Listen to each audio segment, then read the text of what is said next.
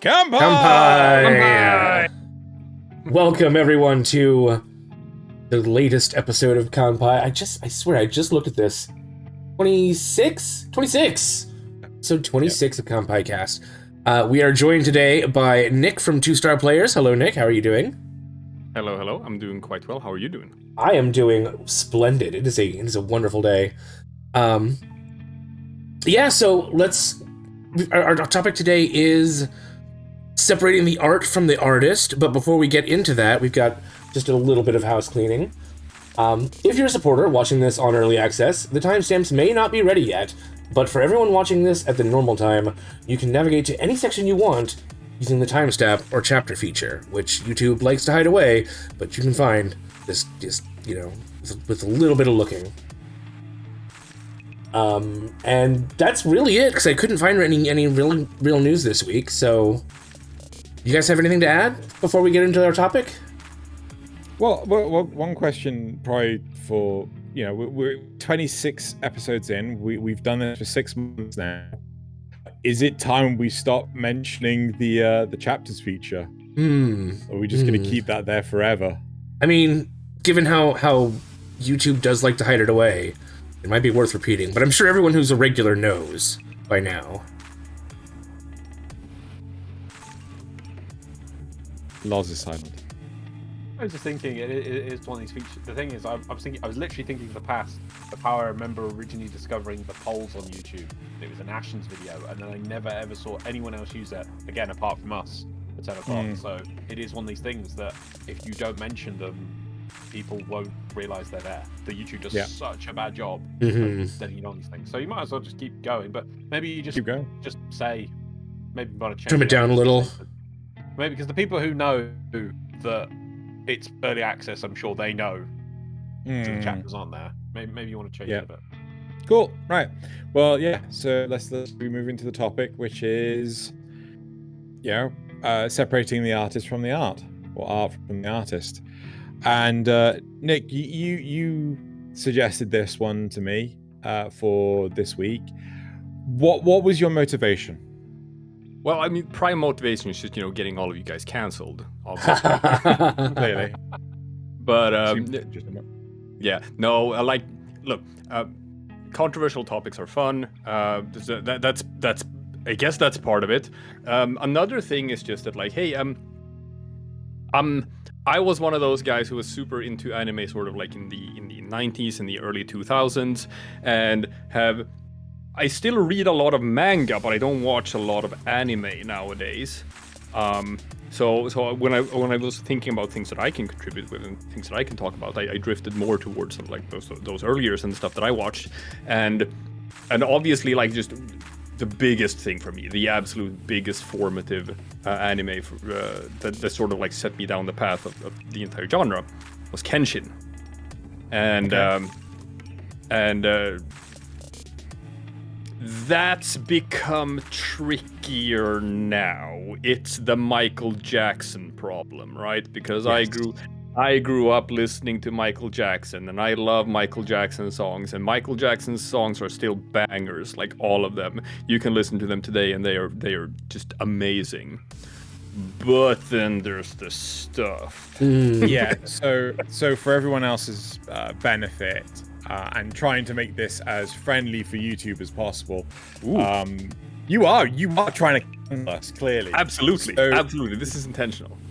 So some time ago, the author of Rurouni Kenshin was arrested. Nobuhiro Watsuki.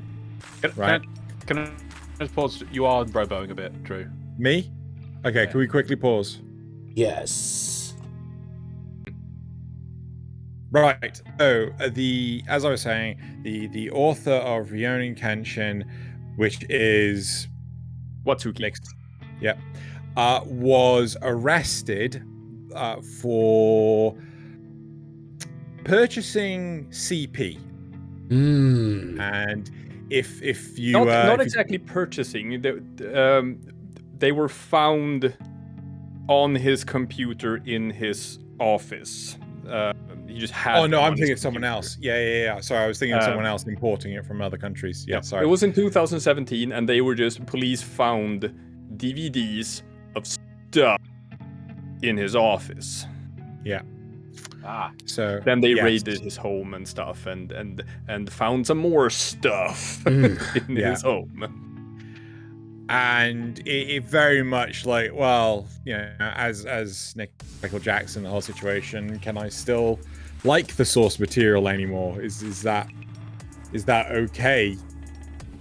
His defense was that at the time he acquired these things, they were not illegal. in Japan. Even if that's true, it's still why you got that shit on your computer, man? Why you got that?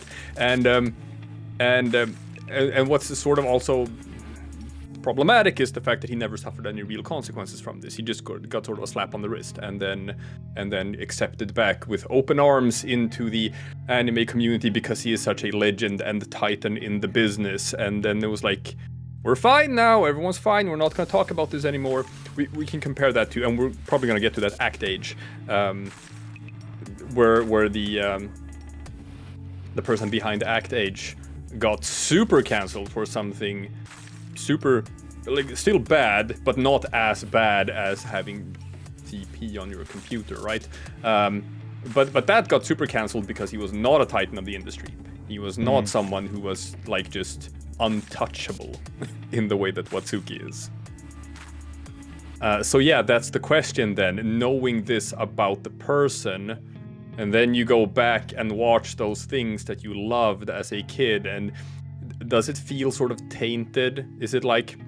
It's obviously harder to sort of recommend Kenshin to people nowadays, because then this is eventually going to show up, and it's like, oh, it's that CP guy. I've always personally been of the opinion that if you keep watching it, or if they're producing new stuff and you're watching that after you found out, that might be kind of a moral issue. But if you didn't know and they made, if nobody knew and they were making good stuff, and you have strong attachments to that, just try to put the artist out of your mind, and just you're free to still enjoy that. Like, there's nothing wrong with still enjoying that. There's also like the death of the author concept. Yes, right? exactly. Yeah. Where once it leaves the author's hands, it's now in the public sphere, and it's the community or the perusers of the art who sort of determine the value of it, and it's no longer in their hands and they can't affect exactly. it. That's sort of been a bit, muddled with like J.K. Rowling and stuff, and her sort of like destroying Harry Potter by herself on Twitter by just, But you can ignore all that and still just read the original books, right? But now it's canon that wizards shit their pants and then just magic the shit away because that's something that she said on Twitter. So, and a lot of other stuff where it's like, oh, Dumbledore was gay. It was like, that's just something she threw out on Twitter. And it's like, nothing is in the books. So, yeah.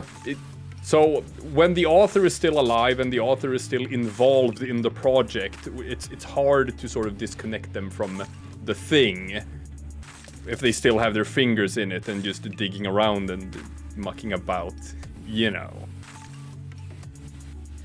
Loz, what are your thoughts on this? It's one thing with like say Lovecraft, whatever. I love reading Lovecraft, and then you find out later on that like, oh, he was a super racist, all of that stuff. Well, but I mean, for his time, he wasn't. Dead. He's dead. He's long dead. So his works are sort of separated from that now. I guess. I don't know. There's also the historical context. For his time, he really wasn't super racist. It's just to us now. Yeah, super racist. I'm not sure. I've heard the other thing. I've heard that people said that, like, no, even for his time, he was really racist. I don't know. Maybe. Loz? No, still no. Okay. Not touching this one with a 10-foot pole. It's really difficult to say, because like where can you draw the line? Where do you draw the line? Where are you willing to draw the line, right? I mean, there are instances where, James Gunn was working on the Guardians of the Galaxy movies. He was working with Disney perfectly happily. Then the whole buyout of Fox Entertainment came along, and he was just suddenly let go from the project because of something he had said 10 years prior. Yeah. And where do you draw the line? Sometimes something can be said in confidence that is taken out of context, that can be used against you, and then sometimes you're just doing wild shit that is just wildly inappropriate. And it just seems to be that I'm rambling. I know I'm rambling. It feels to me that the court of public opinion is subjective and doesn't just apply to the what's the offending party, but also applies to anyone that may look in that general direction. Yeah, I remember.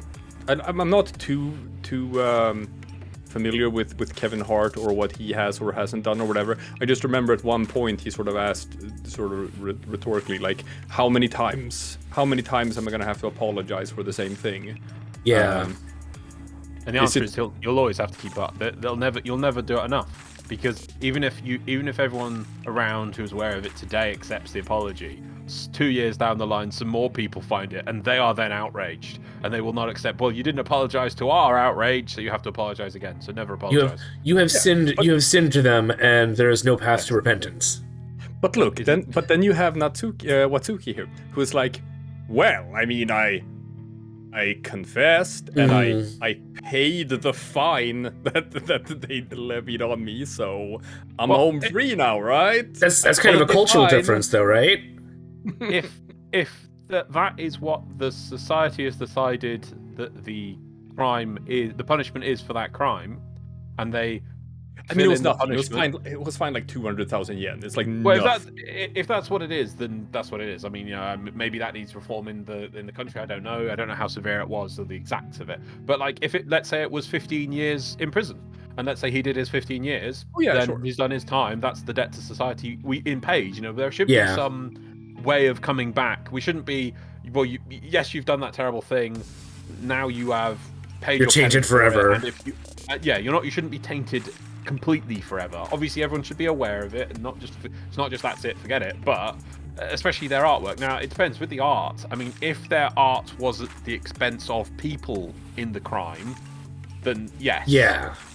Let's say they took inspiration from nasty things that they did, and there's evidence of, wait, that episode was actually based on this nasty thing they did to this person they shouldn't have, then that's a different case, I feel.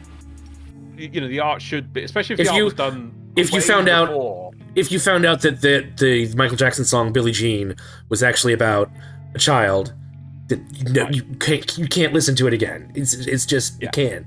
That will be in your head now. The work, yeah. But to say that like everything that person touches is just poison forevermore is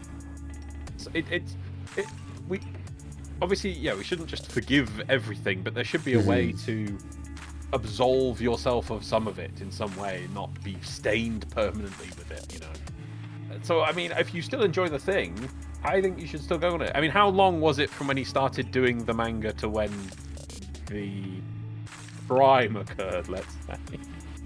I mean, like, Kenshin is old. Exactly, Yeah. I thought it was. I thought it was one of these roll on. So if you think about it, like, a lot of that was probably way before he even did anything. Kenshin started in like 94, I think. Yeah. Right. And they found stuff on his computer in 2017. I mean, he's still working on Kenshin, so obviously it's still an ongoing thing. Yeah. But he said that it was stuff that he had on his, like, there was stuff that he had owned for a very long time, because since his defense was that the time I got this, it wasn't illegal. It is illegal now, but it wasn't illegal when I got it. So he'd had it for quite some time. But it's still like, it's not like it's ever been addressed publicly, really. And it's just, he got a slap on the wrist and nothing more than that. And probably because of who he is, who knows? Other people would maybe have been sentenced more harshly for this. Yeah, that's more problematic thing I feel. Is just people getting away with crimes when they shouldn't. But yeah. I have one thing here, which is sort of like my little caveat. Have you guys watched Kenshin, by the way? I've tried to. It's not the most riveting show. Kenshin is weird in that. Look, here's the anime, okay? Yeah. The anime goes on for like 90 episodes, something like that. Everything from like episode 65 and forward is filler. It is just filler and has nothing to do with the manga whatsoever. And then it's like the last 5 episodes of the anime go back to being non-filler. So everything from like episode 65, like the end of the Shishio arc, everything from the end of that arc and forward, you can just skip. You can just ignore it. You can say that like the anime ends on episode 65, and that's fine. You can treat it that way. The Shishio arc is the golden age of that anime, and it starts around part 21. So like part 21 through part 65 or whatever, that specific arc is magic. It is absolute magic, but it's a hard sell telling someone you have to go through 20 middling episodes until you get to 40 episodes that are absolutely fantastic. Like absolutely fantastic. And then you can skip the rest after that arc's done. So that's the anime. Then there were a couple of OVAs that were released, which were also tied into the manga. First, it was a 4-part OVA showing you the origins of Kenshin as a character, like as he was a kid and how he became the person he is in the anime. Those are wonderful, absolutely wonderful, gorgeous, magic as well. And then there were 2 more OVAs, which were made, which showed the end of his story. And these 2 last OVAs, which I consider one of the most important formative works in me appreciating anime, I consider this to be like among the best anime ever made. These final 2 OVAs. I can't even explain how meaningful they've been to me.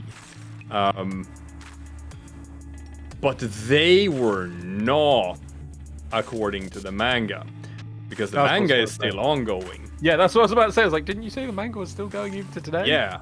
So the anime created an end for the story of Kenshin. Yeah. And I think it's the best possible way it could have ended. It is amazing, and Watsuki hates it.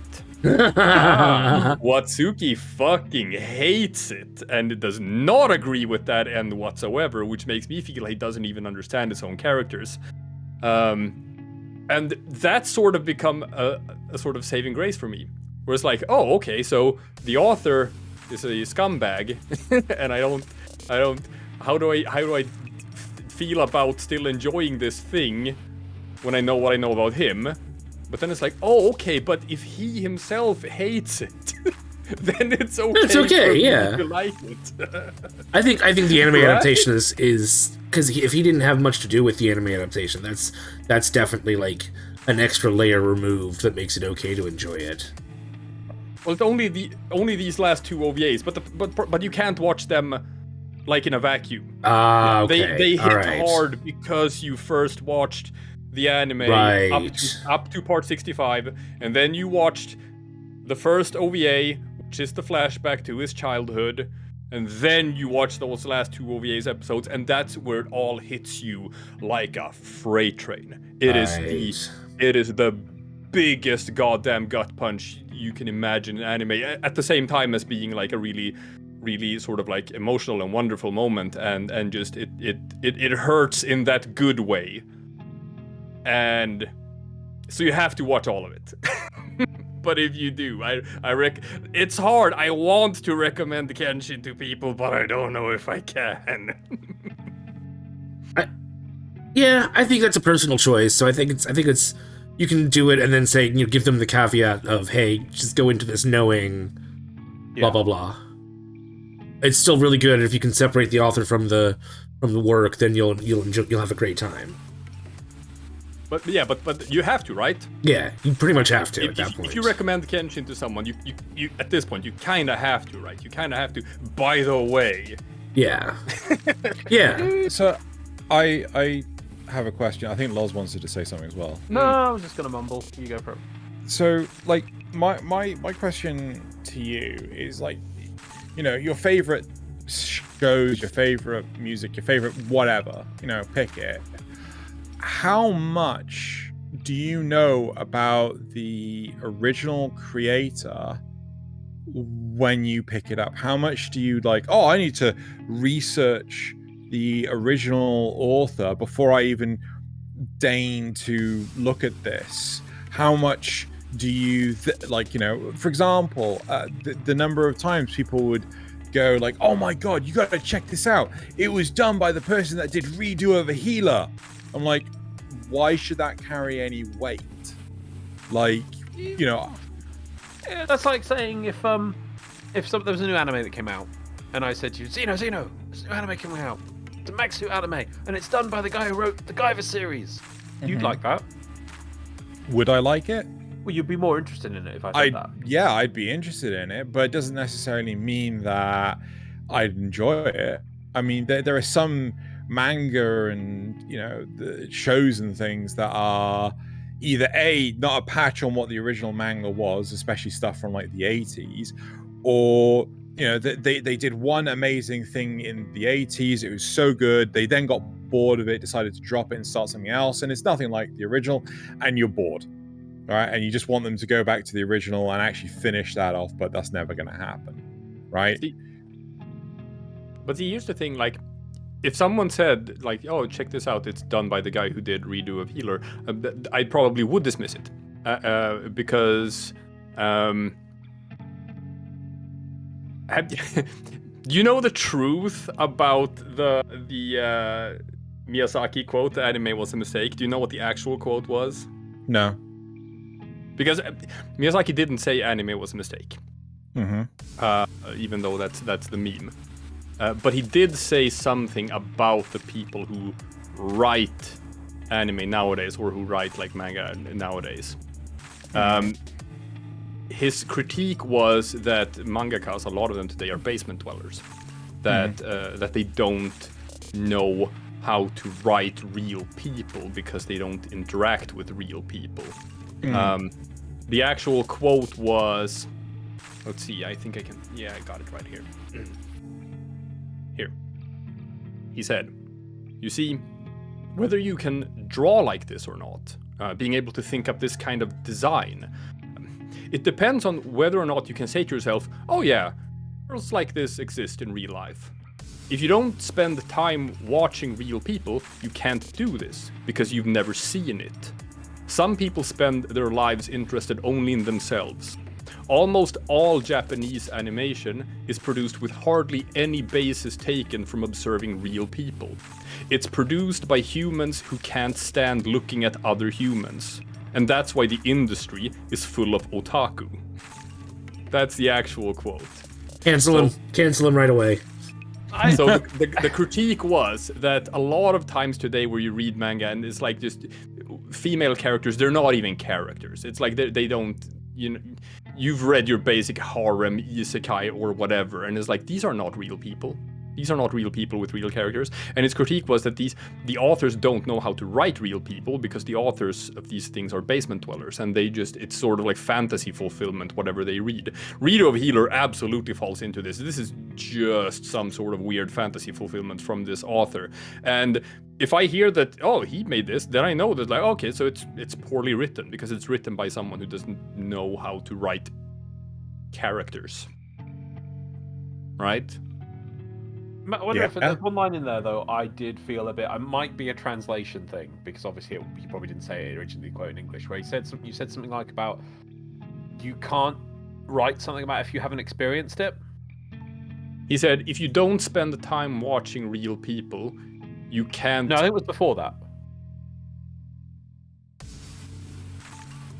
Quote was, you have to be able to say, oh yes, girls like this exist in real life. If you don't spend time watching real people, you can't do this because you've never seen it. Oh, that was it. Yeah, you've never seen it. Now, obviously, that's for like looking at real people. But I do. Obviously, I think there might be a translation thing in there because I doubt he said it actually in English.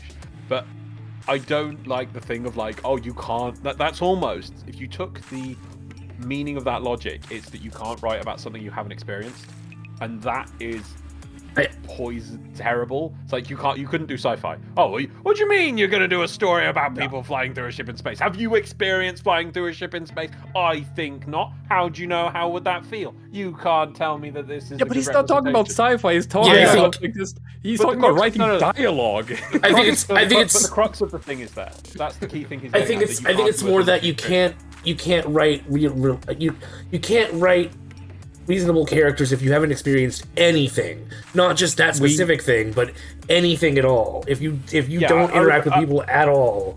I wouldn't see the way he said it is that you can't do it. I would have said that if you really want to improve your manga through experience of other things, you can improve your own thing.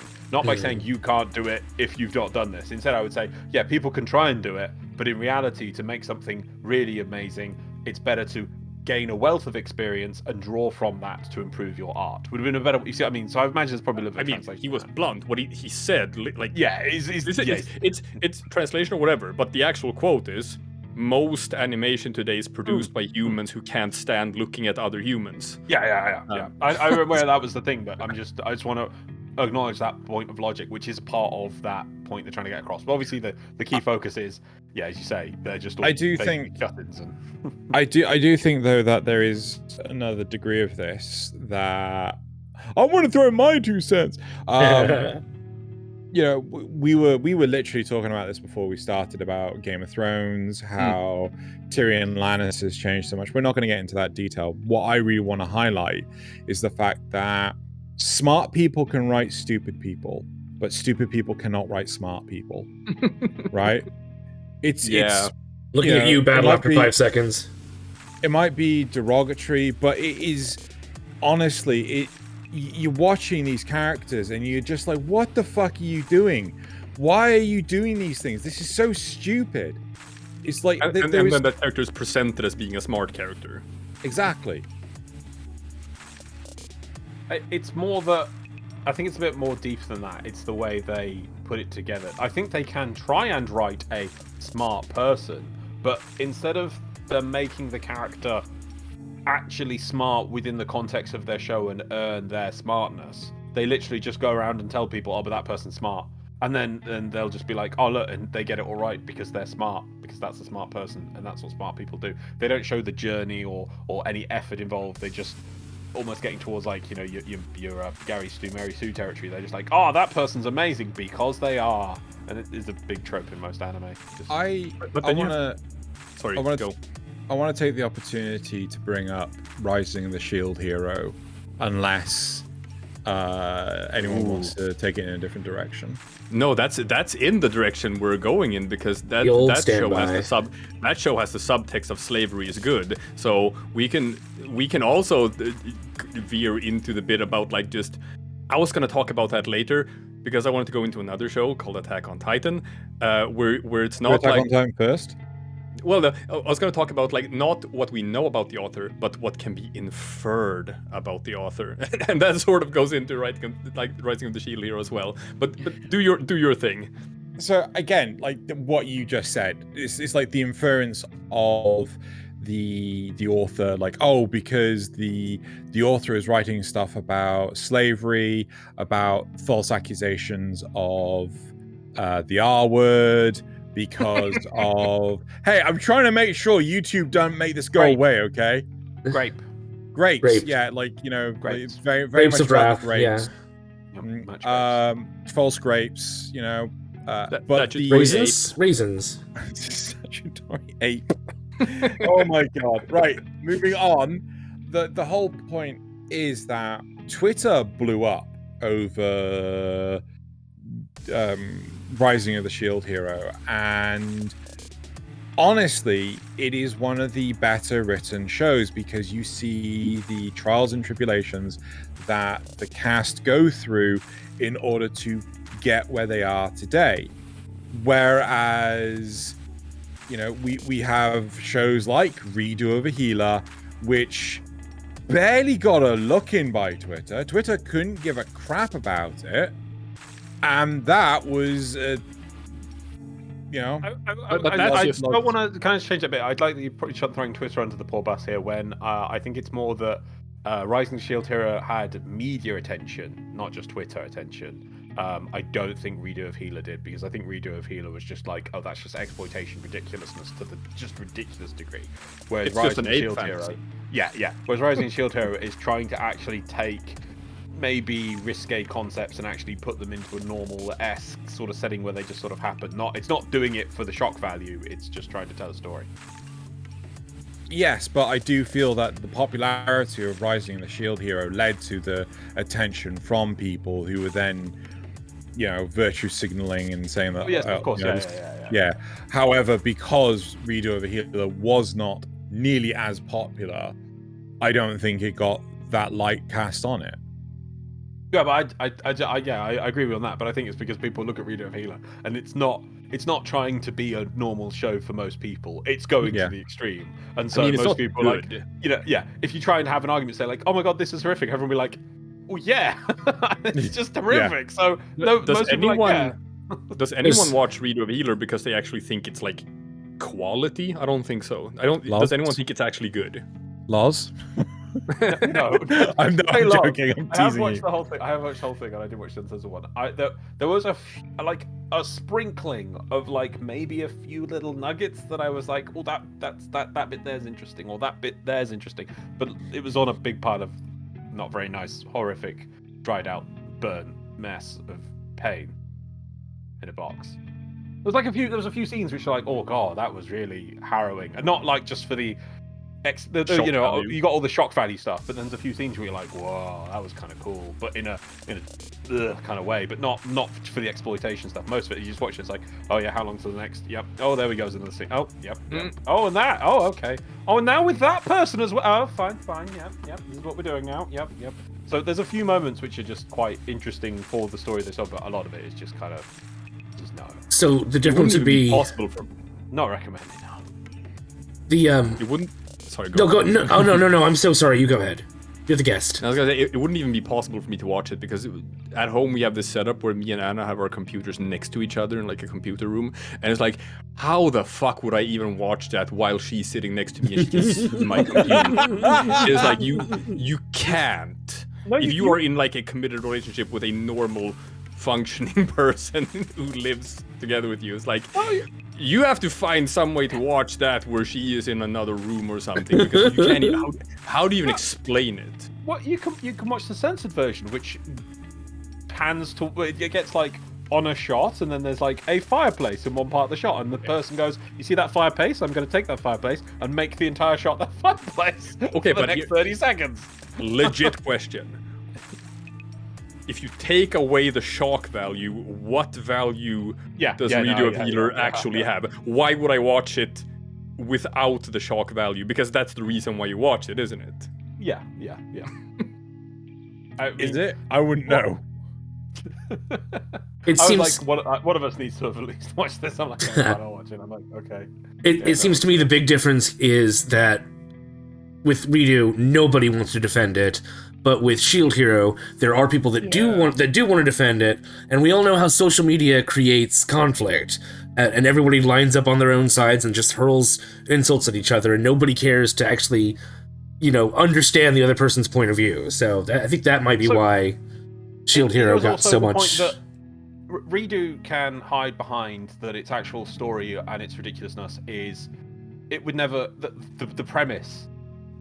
None of those elements can happen in the real world. It's just I'll try and not be graphic, but like there's a guy who's a hero. If people don't know, the guy's a hero, and his power is the power of healing.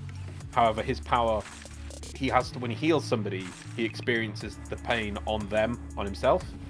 So at first he doesn't want to use his healing power, but the princess of the kingdom is also one of his elected he's an elected hero that then you just get randomly pulled that you're magically selected as a hero. They all want to use him as a healer, but he doesn't even want to use his healing power at first because he's like, this is painful. Why would I want to do this? But having a healer is so useful. Like mortal wounds, he can just heal them, and he won't take the mortal wound, but he'll feel the mortal wound. So it's very psychologically damaging. Ooh. And it gets to the point that they're like, right, well, we're gonna drug you up to the nth degree till that you're just a broken person who is just our heal bot. Oh my god. And I'm not going to say all the nasty things they do, but they drug him and abuse him, and to the point that eventually what happens then is he gets access to a magical item that allows him to reset to the point where he was elected a hero, but with all his knowledge again. And then he starts having his revenge. So it's like such a ridiculous story of revenge, it doesn't make sense. Whereas Shield Hero is just one direct thing. It is false accusation of rape by a woman against a man. It actually could happen in the real world. There's no, I know it's in a mystical setting, but the key thing which people have an issue with could happen in any context. Right. That's why I think people can they can draw parallels from it. Whereas, your healing power takes you pain, and thus we want to abuse you by drugging you up to do this. To blah, blah, blah, blah, blah. It doesn't. It's just like you laugh. Just get laughed at if anyone tries to explain it. I'm not even fully explaining it. It's taking me this long. You see, it was ridiculous. Have you seen the movie Crank with I think it's one of those old what's his name? Jason Statham. Yeah. I don't know if Similar ridiculous revenge fantasy. Yes, exactly. And like, people are like, oh, it's a silly film. It's like, yeah, it doesn't make any sense at all. It's like, I mean, can I just point that out in Crank? Okay, so people know Crank. It's like, okay, the villains come on. They go, oh, you, Nathan Statham, we don't like you anymore. Nathan Statham. We don't like you. Nathan Statham. Whatever his name is. Jason Statham. We don't like you, Jason Statham, man. We have you and you're like knocked out on the ground, and we're gonna kill you. And we've got guns and knives, but we're not going to use those on you. No, we're going to inject you with this magical, crazy drug that when you wake up next time, if you ever fall asleep again, you die. But we could kill you with these guns. But we're going to use this weird drug on you. It's like if your heart rate goes below this point, you die. So you are only alive for as long as you can keep your heart rate up. is that the one where he electrocutes himself? Yep. Yes. He does a ton of shit. He does a ton of shit just to keep his heart rate up. Oh yeah, it's hilarious. And it makes no sense. It's a really fun movie. Yeah, you don't watch that kind of movie because it makes sense. You watch that kind of movie because you want to see something crazy and eat popcorn.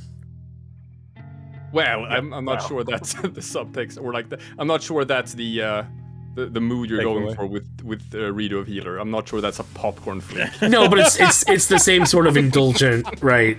It's cheesecake instead of popcorn. Let's bring this back to Rising the Shield Hero. So the other accusation that the show got was all about. I don't know if we're allowed to say the S word on YouTube, or unless that gets shut down.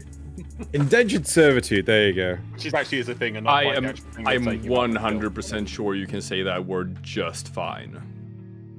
I don't know. I hate YouTube's algorithm. I don't want to try. The point is that again, the promotion. I think I already said it. Yeah. Bleep me? Did you? We only get one per episode. Yeah. Everyone gets one. Anyway, the point is that that was your one for even your own channel. You're not allowed to use it again. But moving on. The point is that the people didn't like the message that it was promoting indentured servitude. But by the way, I looked up. Let's go with drudgery. Drudgery. Okay, sure. But the context was completely skewed. No one cared about the context of the situation in the slightest. And I think the context here, because of the fantasy setting, because he was prevented by the laws of the world from doing what anyone else could do, that is important context to the turn of events. And not to mention that when he does it, he doesn't mistreat the person. In fact, he doesn't really want them to even be a slave anymore, or sorry, a servant anymore. a drudge anymore after a certain point, right? Yeah, but the criticism against that I've heard, where it's like toward the author, where it's like, yeah, but you were the one who created the rules of this. Yeah, that's you so were the dumb. one who created rules where this behavior is acceptable because of the context or whatever. To make the most extreme example that I can, there's like, what if you created a world where the Jews are secretly plotting to take over the world? Okay, now YouTube's gonna blank us. But what if you did that, where you created a world where the Jews are secretly plotting to take over the world, and then you create a hero who hates the Jews, and you're like, well, I mean, sure, you on Twitter or you Tumblr say that it's wrong to hate the Jews or whatever, but clearly within the context of this world, this is the logical outcome of the situation, and that whole mess. And then the criticism would be, but you made those rules, right? Right. But well, the difference. I want to argue on this one, because, for example, that's like saying to me, that's like saying that, oh, this stuff can never happen, right? You know, drudgery can never happen. Yeah, like in the drudgery real world, is not exactly a rare like, concept. It's a rooted concept in the existence of man, along with things like, unfortunately, CP, right? We all acknowledge it exists. We don't want to talk about it, but rejecting the concept. Fear the crab people. Yeah, we don't talk about the crab people, but no, rejecting the concept, it just buries it away. It doesn't, you just, oh no, that never happened. That, we can't. No, that the years, what you got, 1600 to 1900, never happened. No, yeah, it was like, that Family Guy sketch in Germany. So it's like, you can't do that though. You can't just ignore these things from existing. Do you not agree? No, I completely agree. I would expand on that and saying, what is it? I can't remember the quote or whatever it's supposed to be, but those who don't remember the past are doomed to repeat it. So by going, oh, you can't have a story about this, you can't explore this concept at all, even though we've already seen that historically and we might know about it, and you can't have some sort of discussion of it, then it'll just rise again slowly another way in people's consciousness and things. We've got to be able to discuss these things and know the horrors of them, so that we go, hey, yeah, we can have that in a fictional setting and that's bad, but we can see, yeah, it's bad, and so we shouldn't do that. If we go like, oh no, we can't even talk about that. Even your though it's slightly different, because you're one with the was it the Jewish state or whatever taking over the world. I mean, I would actually, that sounds like, to be honest, and that sounds weird, but that could be a good story. And I think it might be an amazing story with interesting characters and an interesting setting and have good progression. But you would completely ruin someone writing it just because it. Is it time for me to talk about Attack on Titan? Do you want to talk about Attack on Titan? We do want to talk about Attack on Titan. You want to talk about Attack on Titan? Let's talk about Attack on Titan. Yeah, so here's the thing. I've read the manga. The anime is still ongoing. Hang on. So we'll because I know to say this. Should we whack the spoiler button now? Because yes, this one we're definitely going to. Because I want to. Right. Let's whack it now so everyone's aware of it. Because I know it's still airing. If anyone's not watched Attack on Titan, it's a pretty interesting show that started, I don't know, 2013, you've got it there on the screen, and it had 2 seasons, then a very long break, and I think with Nick and me in the same mind on this, that we got so bored of waiting, we both looked up stuff in the manga because it just took so bloody long. But like I say, it is, the spoiler tag has come on now. If you do want to watch the final season, because it is currently airing, do watch that. If not, forever hold your peace and let's go. Right, come on. I just want to point out though that it's not on Netflix. They removed it from Netflix at the beginning of February. So in the UK we don't have. We don't have access to time. I think they still have like the first season, but yeah, I had to go watch it somewhere else too after that. It's gone. From UK Netflix or right, Netflix, whatever you want to pick, it's gone. All right. It might be on American Netflix. Yeah, I think the first season may still be on American Netflix. Yeah, but I'm just saying to our European Okay, audience. all right. Yes, but now as I said, on American Netflix they started the first season, and then you went, And then you have to go watch it somewhere else. It's gone. It's gone. It's gone. No. It's like, yeah, but on American Netflix. It might Anyway. be If Hi, you have Nick. access to a VPN, I guess you can still watch I it. wish we were sponsored by a VPN. Get Oh, Express VPN, and you can watch American Netflix. So I'm gonna talk about this because like I have read the ending of the manga, and there's been tons of discussions all over the internet about the ending of the manga. That's how we got into talking about Game of Thrones season 8 right before we started recording this, because that's sort of like what people have been saying about how the manga ends, and everyone is eager to see like the reactions from anime viewers to the ending. It's like, because the ending was Right. Oh, before you, because there might be some people who haven't watched anime at all and are still watching our spoilers. Let's just do a very quick 1-paragraph explanation for everyone who's not seen it before. Yes. You've got most of humanity destroyed from the planet or whatever Earth, and they're holed up in one city with multiple walls, which is really giant. And outside those walls are giant naked giants that eat people. And they Except none of that's true. And then so they get in and they eat people, so it's all about keeping people out from the walls. And obviously through the course of the season, they get in through the first wall of 3 walls and they eat people and it's bad. And so they're trying to find out why the Titans exist. And it turns out that the Titans have people in them, and it's all a big conspiracy. And I'm sure Nick will probably go into those conspiracies from here on. Right. Yes. So that is the big twist. That I'm just gonna check first with Loz, because you said you read some of the manga. Have you read all of it? No, not all of it. I know what's happening with the royal family. I don't know what their secret is, but I know there's a secret. I know about how you become a Titan shifter. I know the walls are made Titans, because that actually was spoiled in the anime. Okay. When the wall breaks and things. But I don't know what the big secret was that made them. I'm gonna go into build full everything. spoiler mode now. Go for it. Full man. spoiler mode. Okay. Have you seen the zombie movie 28 Days Later? Yes. Yes. Okay. Great- What's great the big movie. twist? The big twist. What's was the the big big twist in the end? Oh, you mean the kid is infected with the No. zombie virus? No. Huh? The big twist in the end is it's just the UK. The rest of the world is fine. Oh, okay. Yeah, That's yeah. the big twist. Oh, I've it's seen- 28 I've days seen- later? Wait. No, you're thinking. No, in 28 Days Later, the twist at the end is the kid is being evacuated on the Don't mix up 28 No, it doesn't- Days it Later doesn't- with It 28 doesn't Weeks. matter.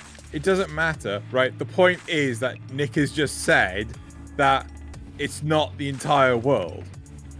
Yeah. It's, Yeah. it's Right. just No, a small the film you want is The Village. No. fuck the village. No, that's The Village, where Yeah, they that's think the they're same, living. same twist. That's Same twist. the twist. That's Same the twist. Same twist. Same Yeah. twist. Yeah.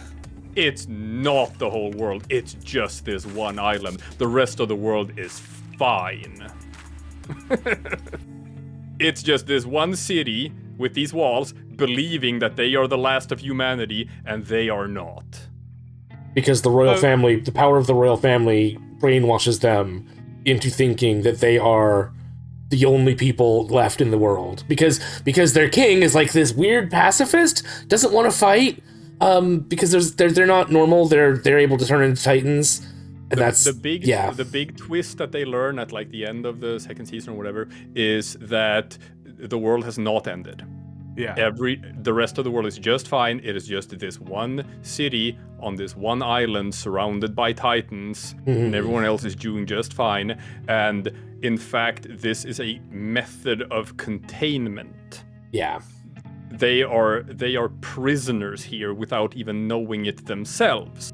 And now we're getting into why. Why? Because these people that are living inside of the city called the Eldians, right? Well, historically, they were these big threats and they had all of these magical powers and the whatnot, and the rest of the world needs to contain them. So first, they put them in these ghettos and forced them to wear armbands so everyone knew who they were. But then, like a more long-term solution to these evil magical people was to contain them on this island.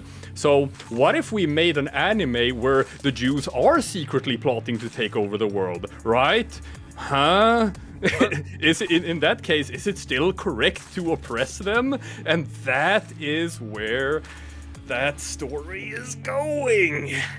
But hang on. This is the bit I didn't know. So is this the secret of the royal family? Because I know that Eren gained Titan shifting powers and he's able to do things with it, and they all have the same power, but they refuse to use it because they know of the secret. And the secret is that they're trapped on an island by themselves and they're keeping themselves in prison. Then, well, the royal family is keeping them imprisoned because he doesn't want. He's a pacifist. He doesn't want to fight the humans, so he figures the best way is to keep them all contained in this city. Where there's if the humans attacked them, then all the Titans in the walls would wake up and go forth and kill. Essentially, yeah. Yeah, they're too dangerous. What are we gonna do? We lock them up. We brainwash them. What about the normal people? They don't. All of them. Everyone is an Eldian who's inside the walls. They don't have. Not all of them have the ability to Titan shift. No, they could. They could, but they don't know. Like, he's the only one who knows that he can do it. Some Titans have powers that others don't have, where they can control. They can be sort of like sentient and thinking whatever, even when they're in Titan form. Whereas other people just become sort of mindless attack beasts or whatever. And the people with those powers can control other Titans. The ones who think can control ones. One of them can. One of them has the power to control other Titans. Yeah. He's the most powerful one. But the thing I get is that but the rest of the humans in the world, they can't become Titan shifters. Only the people in the only the Eldians. Right. So, and could we not just smash all the Titan shifting technology and then just go live with the humans? It's not technology. Yeah, it's born into them. Well, no, that's for. Oh right. Sorry, you're right. All the Eldians have the ability to inject it, or you have to eat a Titan shifter. All the Eldians have the ability to become Titans, but the Titan shifters are. Yeah, you're right. The Titan shifter is more of a technological, but I think some of them, like the royal family, have it innately. Yeah, and the royal family are the only ones who have the most important Titan, which is the Titan that has the ability to control other Titans. Yeah. So I feels like that there's been some regression in society because they're stuck on this. It's like this is mind blowing to me right now because but it's a big twist when it shows up. It's a really big twist. It's a good one. When does it come in? Like season 3? Yeah, end of season 2, beginning of season 3? Yeah. Right, okay. So, but my question is, how are there Titans running around wild? That's explained in season 3? It's part of the way of keeping them contained so they don't explore outside of the walls. These are Eldians who are They've been dumped there. The opposing empire. The opposing empire is called the Marleyan Empire, and they are the oppressors. Yeah. And they just took a bunch of Eldians and they turned them into these mindless Titans, and they just dumped them on that island as a way of just creating a threat so people can't leave the walls. Any of the Eldians who act out basically get that done to them and sent to the island. So that's how the island has become populated with these immortal Titans. There are still Eldians in the Marleyan Empire living in ghettos, wearing the armbands, the nice ones who follow the rules or whatever. But if you disobey, then you get turned into a Titan and chucked on the island. Kinda. Yeah, essentially. I mean, because I've seen this first season, the way that Eren would Titan shift is by hurting himself. Yeah. Right? Is that the only way to Titan shift, or are there other ways? As far as I know, it is. So you have to hurt yourself? Yes. So if you stub a toe, no, it's gotta be blood. It's gotta draw blood. Okay. Yeah. So if you're a little kid and you fall down a flight of stairs, you crack your head open, Titan shift. I don't remember exactly how that works with all of the Eldians, but because I don't think so. My understanding is, right, okay, so that's why you can't just, it's not, this is why it's confusing Drew. It's like you've got all these people in the city and they stub their toes, cut their hands all the time, and they don't turn into Titans, right? So most people when you get turned to Titan form, they're stuck in Titan form and they go into brainless mind numb mode, right? That's what a normal person does, right? And they have to, that's why it has to be something that's injected into them to turn them into a Titan. And then, but the difference is, so then they're mindless, the most of people. The average person will become a mindless Titan when they're injected with the thing, right? And so They're just deposited. But they're special injections which make you into a Titan Plus. 7. Let's say There's 7 special Titans.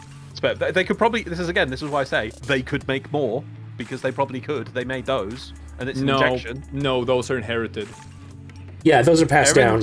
When one dies, Eren gets the control one, and he's not related to the royal family. He gets first. Yes, he is. Yes, he is. Attacking Titan, which he gets from his father. Yeah. Which he stole from the royal family. That's the second one. He gets a second Titan power, and that is the power to control other Titans. That's not the first power he gets. Right, okay, but either way, but it doesn't matter. The first power he got was still a shifting power, which was stolen from the royal family. No, his father had it. Yeah, his father stole from the royal family. No, he didn't. I swear he did. I swear that's what he did. Okay. Anyway. Anyway, so the thing you're confused about, Drew, is but either way, the normal people in the town, the like we got on the screen here, if they stub their toes, they're not going to turn to Titans unless they've had an injection. That's what now the people, the Empire outside uses a punishment to people. Right, that's what it is.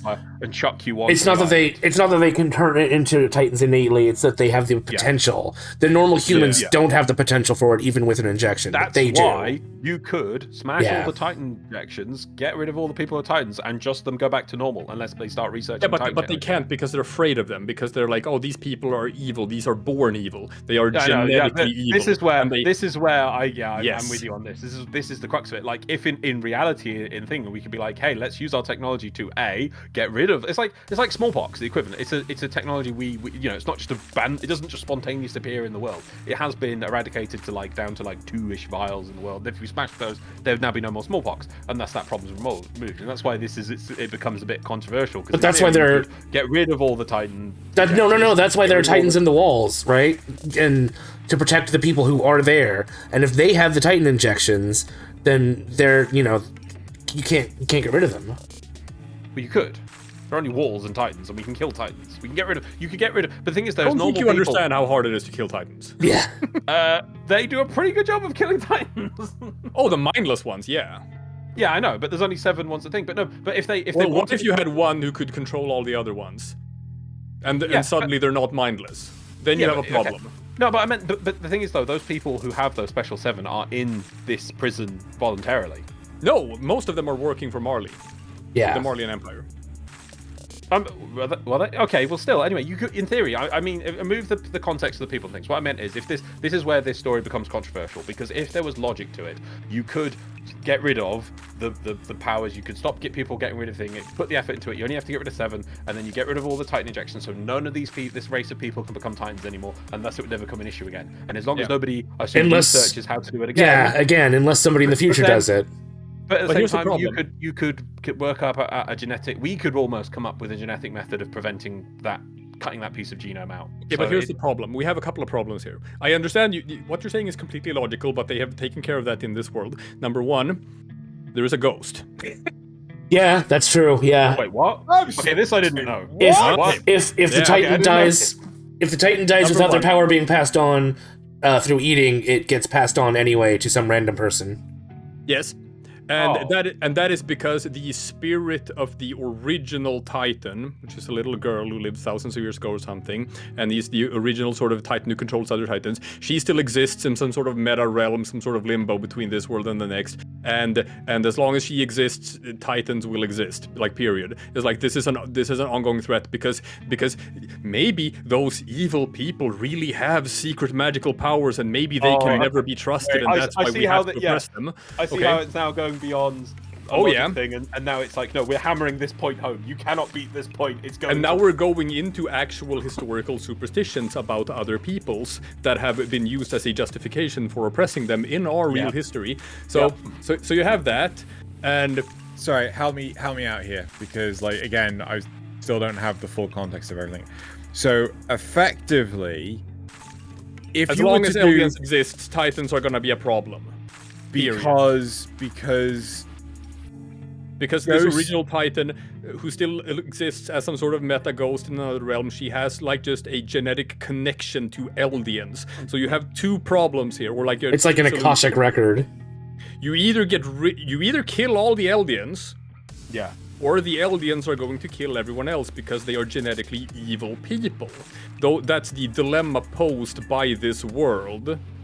And the Marleyan Empire, though, I guess picked the nice option, which is no, instead we will brainwash them and lock them into this island, because that's the only option we have besides killing all of them, right?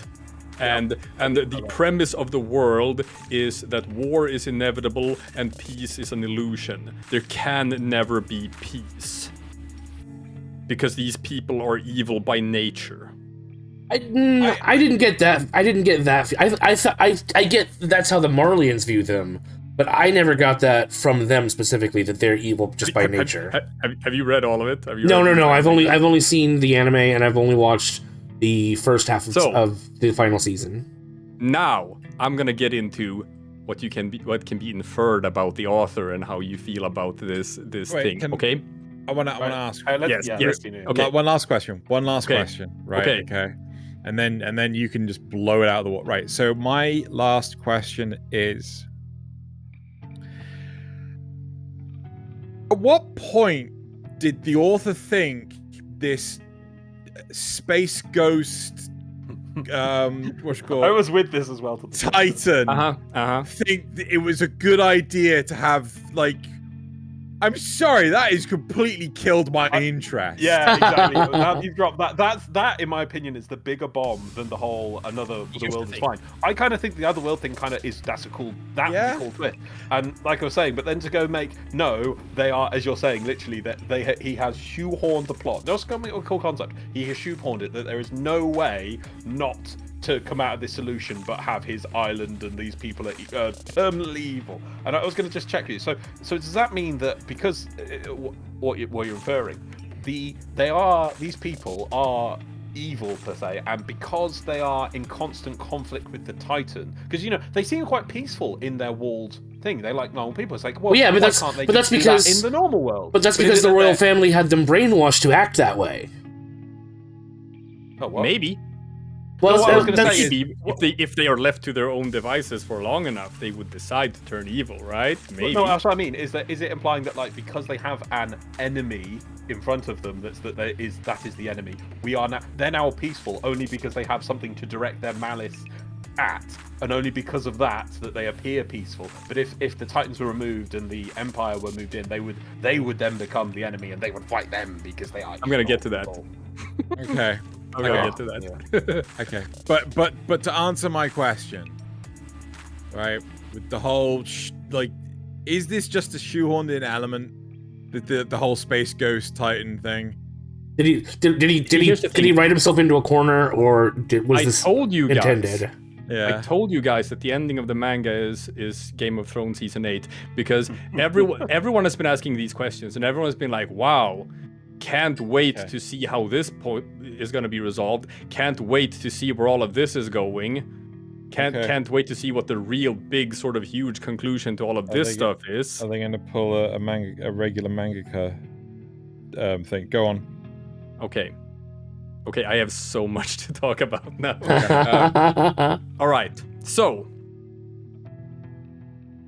Isn't it interesting that how they all have German names as well? Okay, I'm gonna stop. Okay. Actually, before you start, I'm going to cancel you on that. Don't read into that at all, because it's the same thing with Evangelion. You could be like, look at all this Christian mythology. What does it mean? And like they actually asked the people, it's like, what were you implying by all this religious iconography or all these Christian links? And they were like, it's just different culture to ours, so we just find it exotic. So all the references is just because they thought it was cool. There's no such meaning to it. Well, there's one character. There's one character who's inspired by like a Japanese like general from the Imperial Army in the 20s or something, who committed a bunch of war crimes in China and whatnot. So I'm not gonna say that there's not. I'm trying to find out, but you just beat me every time. Keep going. You go. Okay, but it's fun. When I was younger, I was in like Thailand and was training Thai boxing, and there was absolutely stuff like that where people like they drew around like their mopeds and whatever, and they were wearing like these Nazi German like old helmets with the SS logo and stuff, and we were like, what's that about? And they're like, oh, we don't know a whole lot about European culture. We just heard that like this is just some cool warlord or whatever. There is a bunch of that, but then there's also the fact that Japanese was actually an ally of the Germans in World War II and whatnot. So it's a bit iffier with just Japan compared to some other sort of Southeast Asian countries. I'm gonna counter that by saying if you're gonna tell me girls and panzer, let him actually. No, I want to beat him because he's not gonna have it like, oh, girls and panzer. Oh, well, they've got German tanks. That means they're definitely evil. It's like, oh, come on. Yeah, come on. Anyway, keep going. All right. All right. So Eren Yeager, when he learns the truth, when he finds out about all of this stuff, and that like, okay, the rest of the world is fine. There's actually these huge empires outside, and we're just on a small island, and we're oppressed because we are supposedly evil, and supposedly we want to take over the world, and that's why everyone's afraid of us, and that's why they locked us away on this island. What is his reaction to all of this? Time to go to war. I'm going to kill everyone in the world.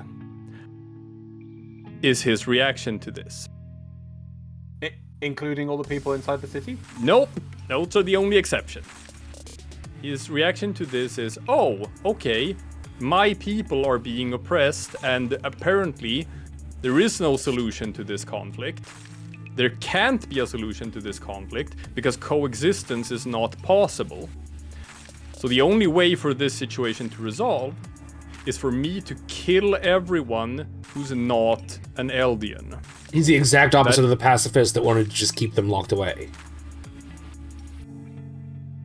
And his way of doing this, his plan, is to create something called the Rumbling, which is he gets the power of the Titan who can control other Titans.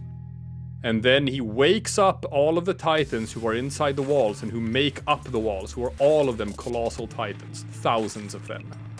And then he's like, we're just gonna walk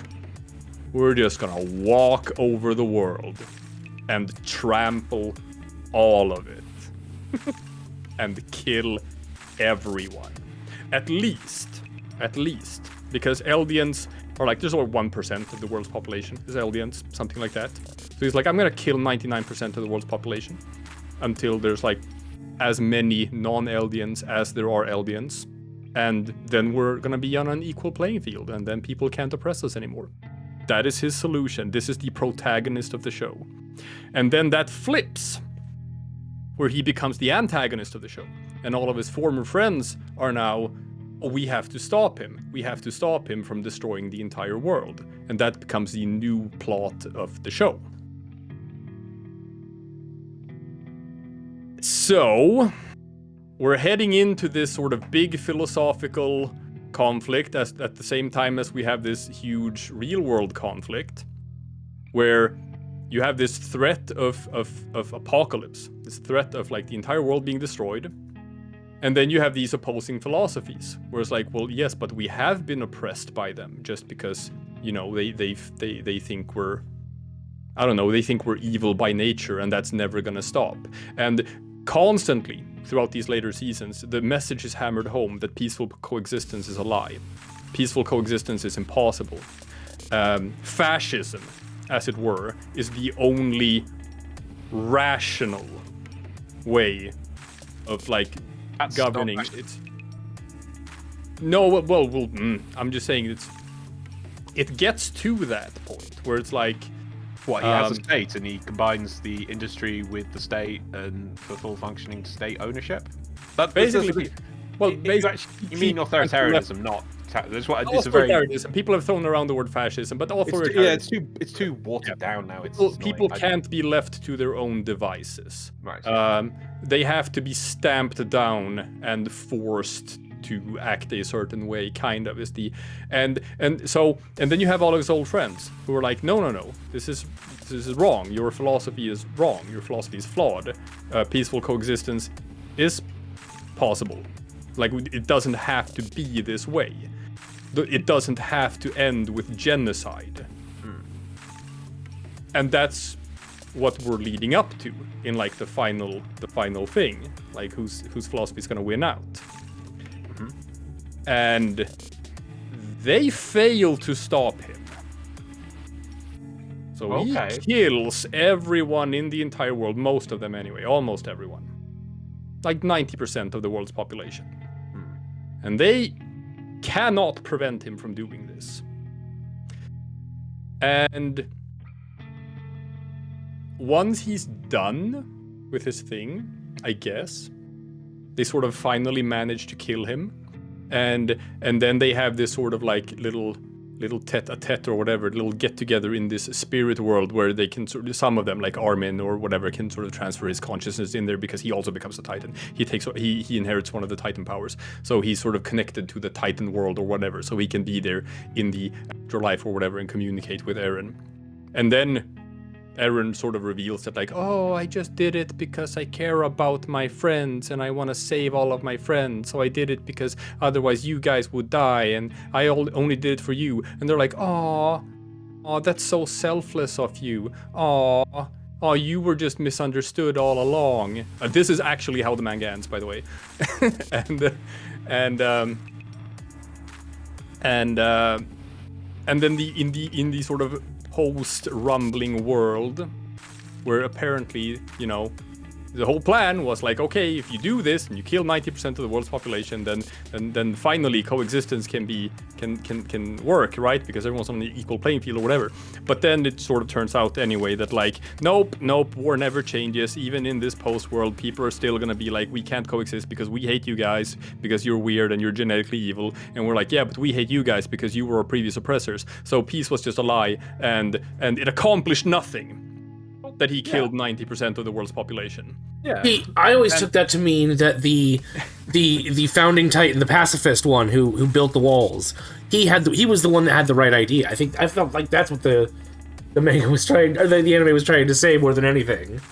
It also turned out that space ghost little girl who was the first Titan or whatever, yeah, she was just lonely and she just didn't understand the true love. And when she saw Mikasa make some sort of like, when she killed Eren, it's like, wow, this is true love.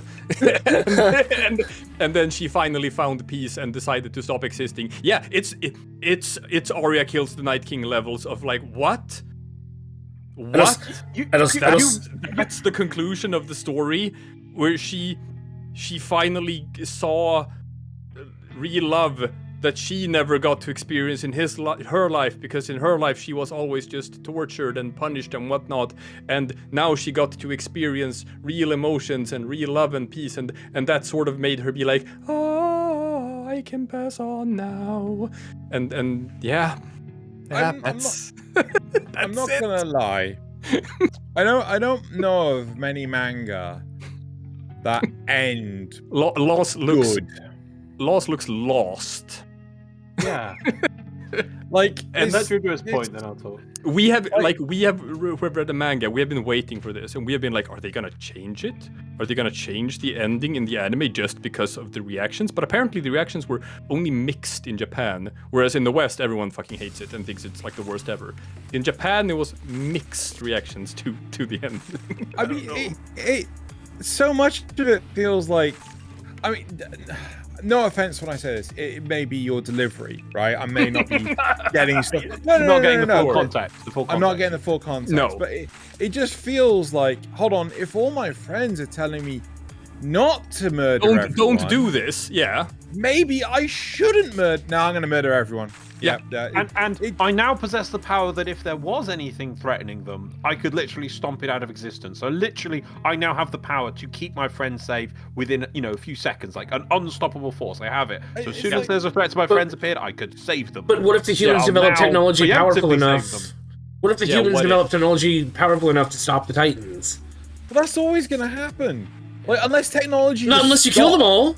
Not unless you kill them all.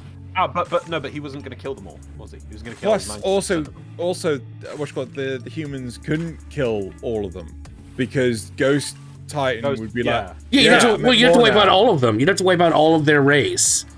in order to stop that from happening. No. No, this they- philosophical conflict she- exists within Eldians. There are Eldians who, for example, like Zeke, a character who becomes pretty important, he is of the philosophy that he's like, no, we Eldians are evil. We gotta go. Oh, okay. Yeah. We gotta go. So his plan is actually that, like, the Eldian race needs to just disappear. We need to kill all the Eldians. So he is working with the Marleyan Empire, Yeah. even though he is an Eldian, because he believes that the Eldians gotta go. So apparently that would be the only solution. It's either No, because- genocide all the humans or genocide all the Eldians. No, they're both the same. You don't realize is that. Oh, yeah, they've of got- course. They have the power of Titans. They have the power of science, and either one could reach a point where they could. So that's like saying we might as well kill all the humans because eventually they could have all the science that'll destroy the Eldians. And the Yes, Eldians might- exactly. they have all the Titans. So it's Exactly. no difference, but the thing gets me, and I see as you're saying it, I see why it is a Game of Thrones season 8. It's like one of the things I do love about anime, is the reason I watch it, is that it isn't afraid to tell stories in different contexts that like Western media is. Western media is kind of formulaic a lot of the time, and they won't like what is it? One of my favorite ones I point like example, which is quite similar to this in a different way, I guess. 86. Have you watched 86 at all, Nick? No. It's very similar to this in a lot of ways. So we have not Germany and not Russia, and not Russia comes up with AI-controlled spider robots army, right? It then basically wipes out not Russia. And then not Germany decides to surround itself in a wall, and it uses all of the nearby surrounding not Germans, like all the refugees that come in, as its version of the AI robots. They come up with their own robot and put these people in them, and they say, well, they're not people anymore, they're processors.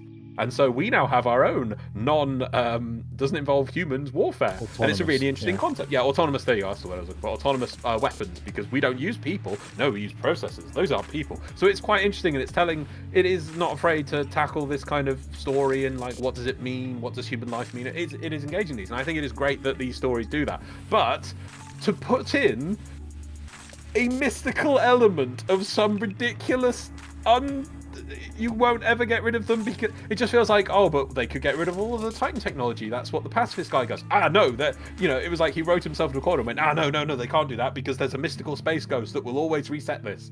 And then at the end, it's like, oh, the mystical space ghost found love by watching one person stab another. When did they introduce the mystical space ghost? Season 3 is sometime, I think. Yeah. Which I feel like I almost feel like they wanted to just do season 1, and then they were like, oh, well, it was popular, so we'll add on these other seasons. But No, I think I know they're apparently following the manga now. He wanted to do the huge twist. He wanted to do the huge twist in the end of season 2 because it starts with Aaron's father telling him, you need to find the basement of our house. But I don't think it really. But I don't think he really thought about it after and that's that. going to explain everything. And that's the big hook throughout the entire first 2 seasons, because the first wall is breached. They have to move back in because the city is comprised out of like 3 rings of like just walls. The first wall gets breached in the first season.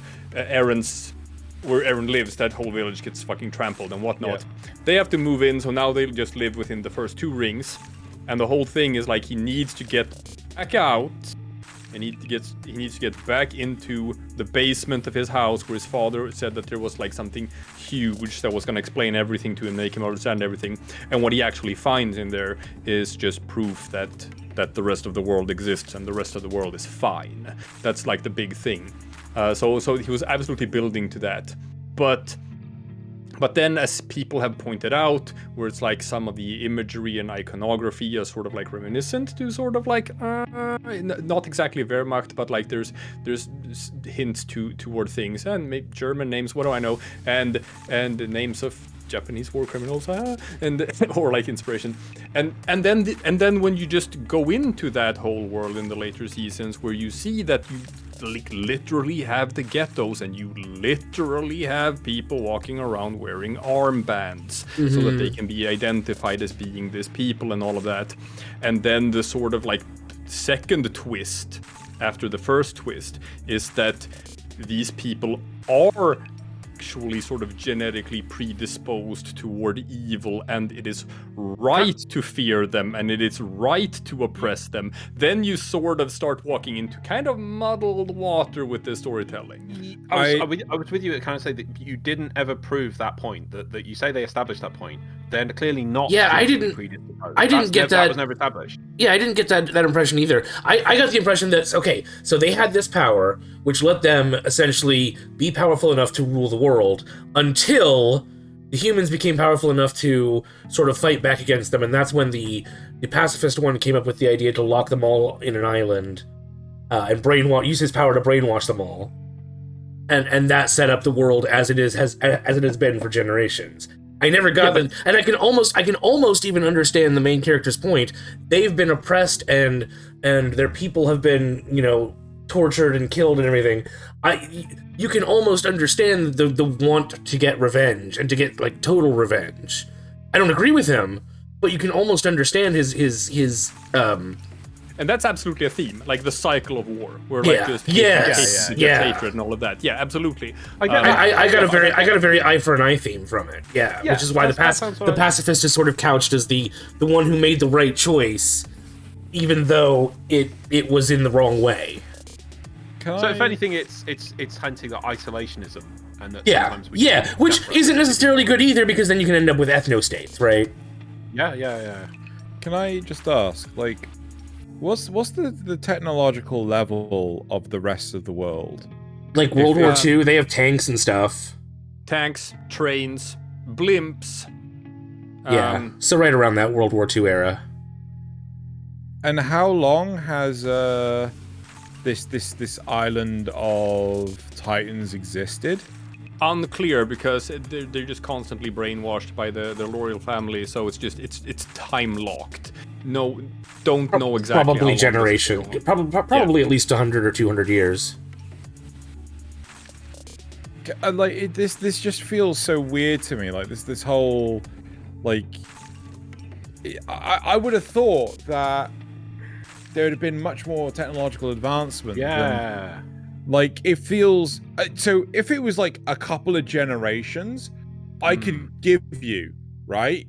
But if it's something like, we're talking, like 100 years, 200 years, I would have thought there would have been much more technological advancement in the outside world than, just tanks, trains, and blimps.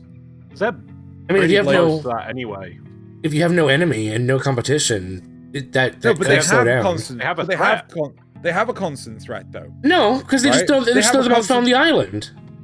Not to mention that they have their own smart titans working for them, and that's a pretty good way of dealing with any problem that shows up. So why research that part? Okay. Why research anything more than that when you just have titans working for you? Just because we have nuclear weapons doesn't mean we're not researching more stuff even now. Keep in mind that we still have enemies. Originally, the Marleyan Empire had all of the titans except for the founding titan. The founding titan with the ability to control other titans, and that belonged to the Eldian royal family. And they had chosen this life of self-isolation as a way of saving their own race, I guess, their own ethnic group or whatever. So they were on the island, they were brainwashing their own population as a way of sort of keeping them safe, as a way of just making sure that they weren't just offed by the Marleyan Empire. So they had titan, they had the founding titan. Sorry, No, okay, right. So there's only like a fraction of the Eldians left, right? There's this tiny portion, right? Like 10% of the world is Eldians, right? Probably even less than that. Let's give them 10%, right? Mm-hmm. What the fuck did the Marlians do to get it down to that lower number? Where is the lack of technological superiority to get them on an island? I don't understand how this setup exists. Do they explain where the swords come from? The secret of the swords. Oh, the three-dimensional fighting gear or whatever they use. The swords. Did they explain what's so special about the swords and where they come from? No, it's just something that they invented by themselves on that city as the Survey Corps were like trying to explore outside of the walls and trying to figure out ways of fighting against the Titans. No, it's listed in one of the stills on one of the pages, it's a secret eye of the inner sanctum that the blades are all forged in the middle bit, and then they're exported out. No I remember idea. that one. It's so Okay. So that's the thing I was going to say. Is because like those blades, because that's why they have to. They can't make more. They're only made in the the middle section. It's some sort of super secret, and they're so good. But that's why they have to keep. They break eventually. But those things are so good. Like I mean, Drew was saying about technology, right? So those literally cut Titans to pieces. Like Well, pretty actually, much. they're shit compared to other things they get later. Once they realize, really? once they realize that the rest of the world exists, and they go out and like undercover and sneak into Marleyan Empire and study it and like just bring back like just technology. Yeah, they get like and battleships and stuff. Yeah. And they're like, oh, what if we just fucking put like rocket launchers on our arms? Like just like the drill punch thing, where it's like, what if we can just what if we can just fire them? They do literal Titan bombs. Into the neck of a Titan. Why even get close? Yeah. So how do the Titans take over the world? Well, I mean, they did back before the. No. When he Empire had takes the walls, how does he? When he gets the wall army, how do they win? Oh, they try, but like it's just. We're talking hundreds Titans, of Titans, hundreds of colossal Titans. You've seen the colossal Titan. You've seen just one of them. Yes, but he was afraid of Eren with his blades. He had to turn off his mode because otherwise Eren would have killed him with the blade. That happens in the anime. It's thousands of them, and also the colossal Titan generates like extreme heat, so you get burned to death if you just stand close to it and stuff. So thousands of them just walk. Just like there's nothing you can do. He was afraid of Eren's literally about to attack him, but he changes off his mode. He goes back to smoke because if Eren got him with the blades, because the blades are anti-tanking weapons. So if they had those, I don't think Eren would have gotten him. But he did. He literally does it in the anime. If he wasn't afraid of Eren, he barely even knows Eren at that point. He really wouldn't be afraid. And he's already broken the wall. He had no reason not just go like splat or just I don't care. He must have turned off his mode because he was literally about to he's going to attack the back of his neck, and he's really the big guy's really slow. Who knows? I mean, Armin eventually inherits the Colossal Titan, and the Colossal Titan is presented as a big deal. As this one is very, very hard to deal with compared to pretty much all the other ones. I was hoping that there was going to be something secret about those blades and that they didn't have it. And that's it's not really a big thing. Okay. And also, obviously, the Colossal Titan and the Armored Titan, they are working for Mars. So I think the point of all that was to see what we could infer, or if we should even infer, the artist... that was my original point like an hour ago or something, where it's like, the turns that this story has gone, is that something that can... Is that the artist's secret fantasy, or can you infer is he just trying to do a good story? I super understand what Loz is talking about when it says like, we shouldn't shy away from subject matters. We should be able to tell any sort of story. We should be able to we shouldn't be afraid to walk down certain roads or whatever, just in the name of creativity and like telling a good story and all of that. But then the question also, obviously, the counter question would be like, and I'm not saying they're doing this in this show, but the counter question is like, but should we write a story where we frame the Nazis as the good guys? So it's like, that's not exactly what's going on here. That's what I want to say, yep. Yeah, that's not exactly what's going on here, but there are absolutely like questionable / problematic elements to the story in that regard. To be honest, I don't think you should... The creativity of the work shouldn't be the only thing that reflects on the individual creator. Like, this creator has a life outside, well, I hope they have a life outside of writing Attack on Titan. They don't exist purely to write the plot of Attack on Titan. I think we are safe. Are we done with spoilers? Yeah, okay. I think we are. But but people like to believe that a pop singer, they exist just to sing. An actor exists just to play the role of Tony Stark. All these different things, like they exist only for the entertainment of the individual, which I think is wrong to the maximum extent, because these people have lives outside of... look at Yoko Taro, right? Yoko Taro refuses to remove his mask for any public events because he doesn't want people to know what he looks like. Yeah, so he can have this level of anonymity. He's the guy that made Nier Automata. right? And the replicant and all, he everywhere he goes, any public setting, he has the what's the character's name? Emil mask. Yeah, thank you, Loz. I was gonna say Amelia. The Emil mask. And so yeah, these people, the person behind Attack on Titan might be the weirdest individual in the world, or the nicest guy or nicest girl. I don't actually know the gender of the author, but so I really think it's wrong to ever infer anything from someone's work. Maybe he did what good writers do and took inspiration from a real life event and put a fun, not necessarily a fun spin, but an interesting spin on it to really provoke thought from the audience. Yeah, no, I definitely think some people may be reading a bit too much into this and inferring things. We just had a thing earlier about saying about the people who don't get out of their things and explore and meet other people. How can they write people? So this person's obviously maybe taken some inspiration from history, or might not have taken any at all. Yeah, it might just be coincidence. Charged at the moment to basically any. I mean, even in '86, we call it not Germany because there is some. Actually, were they all blonde? And I think they're all blue-eyed. and I think there is some. I can't remember. Are the names German, Drew? In what? 86. 86. Are there any of the names no, God no. No, but we still look at it and when me and Drew talk about it, we just say we can't remember the name of the there's something Republic, there's something Empire. We call them not Germany, not Russia, and not UK and everything like that. And yeah, you may be able to draw some parallels from it, but it's only because we're pre-designed to do that. I just don't really see that in this. I mean, please point to the giant 12-foot tall naked humanoids employed in a world war. That was the giant robot they were secretly working on. That's now on the center of the moon. I see. Yeah. But so the next thing is that some people might say as a negative is that but this work may inspire people to do X, Y, Z thing, and that you can't. It's a terrible line of logic to go down. You should never, unless you are directly telling people you should do this. And from what I can tell, from what we the discussion we had, it's almost like that. It doesn't really come to a good conclusion. All of the options seem kind of just people are going to be rubbish. There's going to be good people and there's going to be bad people. It just seems like that's the eventual sum up point that it gets to. So it's not like it's inspiring people like, oh yes, we should do this. We should wipe out all the XYZs because reason. It doesn't seem to do that. It's just explore a concept. And I think we're projecting a lot onto it.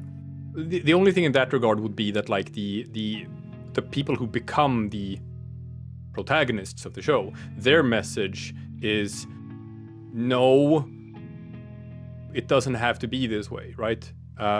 Peaceful coexistence is possible, and we can find ways of living together. But is that just a naive dream? Yeah, and the ultimate conclusion to that is to sort of reject that premise and say that this is naive. But it also shows that even a nuclear option doesn't solve the problem. The problem still exists.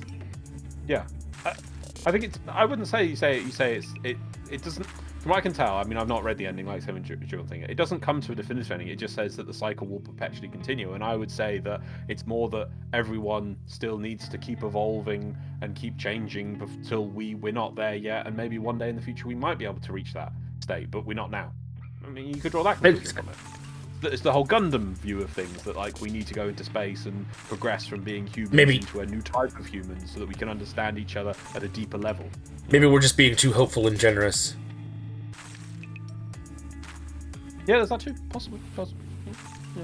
But as to inspiring about what the author says, because I assume because we were saying you might say can we now not watch it because we now realise that the guy might be talking about we need to kill all the Jews. But no. That's sort of the discourse where I saw people for the longest time arguing over this on Twitter and whatnot, and they were there's two sides to it.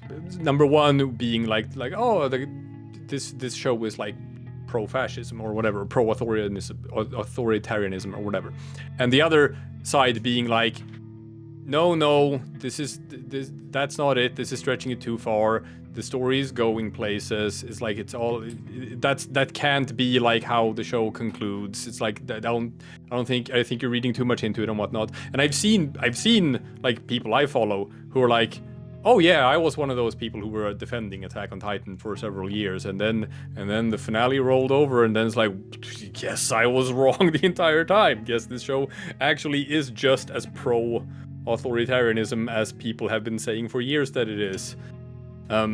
So I mean, like, you go.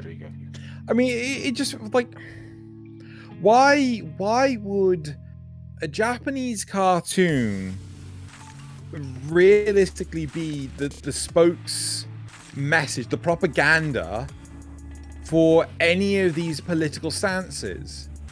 Like, why do you really? Oh my fucking god! Like, I don't understand why people have to seek the deeper meaning, the hidden message. Like, again, as Loz pointed out earlier, the whole Evangelion thing is like, no, we did it because it was fanciful. We didn't know what any of this stuff meant. It just sounded cool, so we went with it. Like, I don't understand why people have to. Well, look, it's the American History X example, right? American History X was written as a anti-Nazism film, right? It was written as a way to be a very sort of like strong rejection of the Nazi message, and was supposed to be a warning example. Okay, so can we just correct? Either we have to refer to them as the bad guys from WW2 or Yahtzees. Well, no. Then YouTube thinks we're playing a board game. No. The point was that was the intention of the movie, but they made the Nazis too cool. Oh, really? And what happened was that American History X is actually a very popular movie in like white nationalist circles, and because they made them too cool in their portrayal. So Nazis just looked at that movie and be like, wow, these guys are awesome.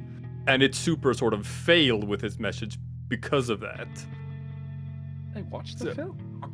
I know, right? I know. The actual message of the film is that like, this is terrible and this is wrong. Yeah. But they were like, oh, we don't care about that. We just think that these guys look like awesome and badasses and whatnot. I mean, the main character obviously starts that way at the start of the film. He goes into prison and everything, and by the end he's like, no, this was stupid. It was a whole waste of time. My whole life has been ruined. You know, all this sort of thing about solidarity and everything was rubbish. And then he loses his spoilers, but he loses his little brother because of that stupidity. And it's just like, again, as I'm saying, it's basically an eye for an eye, leaves everyone blind is the message in truth. Yeah. I know. But that wasn't a takeaway for certain groups. Wow. Okay. Well, that's the thing is people project onto it what they want to see. That's what I think that's the real problem. And then they project that on not only to the work, but then the author themselves. Well, I don't think anyone thinks that the author of American History X is like pro-Nazi. No, sure, but in the case of like Attack on Titan. Yeah. Yeah. I'm kind of dumbfounded on so many levels. Secret space ghost. Oh my god. Yeah, no, like even if we remove that discussion and just talk about how ridiculous the end of Attack on Titan becomes, that's a whole discussion topic for itself. I like watch it because now I've prepped you, I guess, and you're probably gonna watch it and be like, nah, he's exaggerating. It can't be. It can't be. No, I'm taking everything you say for face value. I was tempted to watch it, but all the spoilers that were getting thrown around. A part of me is like, I don't want to. But now it's like this story did not go in the direction you thought it was gonna go. To be fair, I love the whole idea of there being an isolated. Wait, hold on. Should we actually hit the spoilers again? Yeah, because I actually want to ask the question. So yeah. All right. See if it actually works this time. Nope. Hey. Yeah, there we go. Yeah. So I love the fact that they're on an isolated island, right? That twist was super cool. That sounds super cool. I love the fact that there's like this other faction and things like this. But the thing is, everything thus far has been rooted in the physical world, right? There has been no spirituality Yeah. behind any of the narrative until we got a reason why you gotta be scared now. And like, I'm gonna drop another bomb on you. oh no. god, Good thing spoilers on. Yeah, spoilers on. There's another element to the story. Okay? Go on. Okay. And that is that the founding Titan, the Titan who controls all the other Titans, has another power. And it is the power of omniscience. It can see everything that has ever happened, and it can see everything that will ever happen. And since this is an inherited power, it means that the person who owns this power has the memories of the next person who will hold this power, and the next person who will hold I this don't power. remember that. Yes. Oh my So god. Wait, It's so better. It gets better. And the next person has the memories of the previous person who's held that power. Which at least kind of means makes that sense. in a meta way, they can interact with each other. Because if I have a thought, if then I the know previous what me- you're gonna know, and you know what then I'm the gonna previous know, me is gonna have a memory of me having that thought. yeah, And they are gonna know that I in the future is going to think this. And that can have an effect on their present. So anyone who has this power can sort of interact freely with anyone previously in the chain of people who have had that power, which means that you have scenes, and this was foreshadowed very early on. You have scenes showing flashbacks to Eren with his father, Grisha Jaeger, who was the previous owner of this power, where Grisha behaves weird. And it's something is off about the scene or whatever. And then you see way later on, when Eren has this power, you see that Eren was actually there and talking to him as this was going on, but only in his mind. He was talking to him through his memories of things that's going to happen in the future. It's super weird and it's super meta, and they could have maybe done something cool about it, but what that means also is that Eren can see the future. Yeah. Eren can see the future and he can see the outcomes of all possibilities or whatever, and he still decides that, like, yeah, I'm just gonna trample everyone. I'm just gonna kill everyone. That's the logical path forward. So they also give him the power of, like, knowing everything. And with the power of knowing everything, this is the logical solution. So they're going in that direction too with the story. It's really weird, though, because he can do that, but if a member of the royal family had that power, they would instantly be consumed by the same motivations as the founding Titan. So for some reason, so the royal family wants to be pacifist, but him having the power makes him want to be, genocidal. So it's really weird. It's weird because the royal family should have known that eventually this is going to happen. That's what I was saying. Is that that's the reason why is that Eren doesn't have the memories of the royal family, does he? Should. He doesn't have at this point. He doesn't have full access to the power. Yeah. No, I don't think it's full access power. I think it's genetically linked. That's why. Yeah. So that's why the royal family will pass down. But that's why Eren is not related to the royal family. Right, He was able to control one Titan, but only when he was touching them. And that's been the extent of his power. No, so the well, power, until the rumbling. That power is it allows you to basically see anyone in your genetic line. And then his dad stole the power. I'm pretty sure his dad stole the power from the royal family. Yeah. Yes, he did. Yeah. Doesn't. That's why Eren has the power to control Titans, or whatever, and all that thing. But he's not burdened by that past knowledge in that. The only one he can see is his dad. His dad, and that's why he interacts with that. And that's also how he. Eventually he unlocks all of it when he sees the truth and whatever, and he becomes, like, all powerful. That's how he can control all of the Titans and how he can stomp the world. But that hasn't happened yet. I don't think he gets all the memories. I don't think he gets the memories. I think that's why, because that was the difference. That's why every descendant of the royal family all went for the pacifist approach, because they were linked to the original guy in the pacifist. Whereas Eren didn't, because he's not linked to them. That's the part I read and understood. But anyway, my one question actually to do with because we want to keep using the F word and then totalitarian. Can I just check? So obviously Eren discovers this, and all the people in the what's the response of the populace in the city? Do they ever get told the truth, and what do they think? Two factions form: pro-Jaegerists and anti-Jaegerists, basically. Right. Okay, I can see how that's the if people want to label it with the F word. That's where it has to start. It has to be just not. You can't have a fascist state of one person. It has to be lots of people. Is what I mean. He gets some fanatical followers, and then he also gets people who opposes his ideology. Okay. I think that's the last thing I want to say. This has been a lovely conversation. We'll have to come back to this when we've all watched it. I know you don't want to watch it, but I'm gonna watch it. Nasuth watch it. No, I think I'll watch it with you. I mean, we did Overlord. I'm pretty sure we can do Attack on Titan. Oh yeah, there's a dub, and there's a dub that's pretty decent. The animation is fantastic. It's like Yes, really it's well beautiful. made. Yeah, but like this whole metaphysical not- crap is just killing my brain. There's no definitely deeper meaning in Overlord. Anyway, right. Well, let's right. So I think I kind of want to. Do you guys have any closing thoughts that you want to highlight? I can sum it up if I needs be. just wanted to thank Nick for being it, because I was wondering what we were going to talk about this week. I'm thinking like, God, I don't know. Okay, I haven't prepared anything myself. I don't even know what I'd prepare. I didn't think we were going to have anything interesting to talk about. And my God, this is so interesting. I just want to sit here and talk for longer. So we have to come back to this at some point. So I just want to thank him for being here because it's amazing. Oh no, that's great. I thought I was like I didn't really prepare anything either, and I was like, can I really sit there and just talk about this topic for like 2 hours or something? I have no idea. But I thought throwing out controversial topics can be fun. I don't know. It's like I understand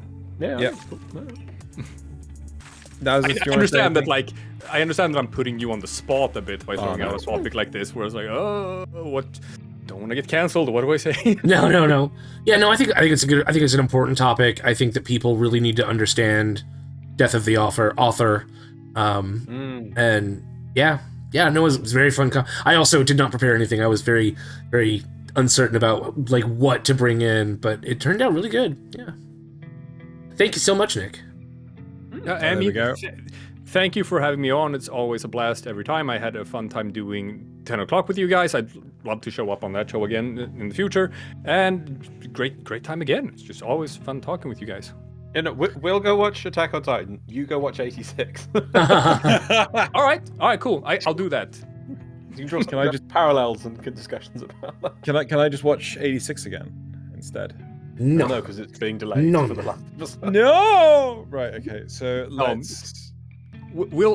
Once Attack on Titan actually has wrapped up and you've seen the finale, then we will revisit this topic because it will probably be a fun conversation. I mean, they might change it. I mean, they might not change the big things, but they may change little things in certain lines, and it may make it feel different. So who knows?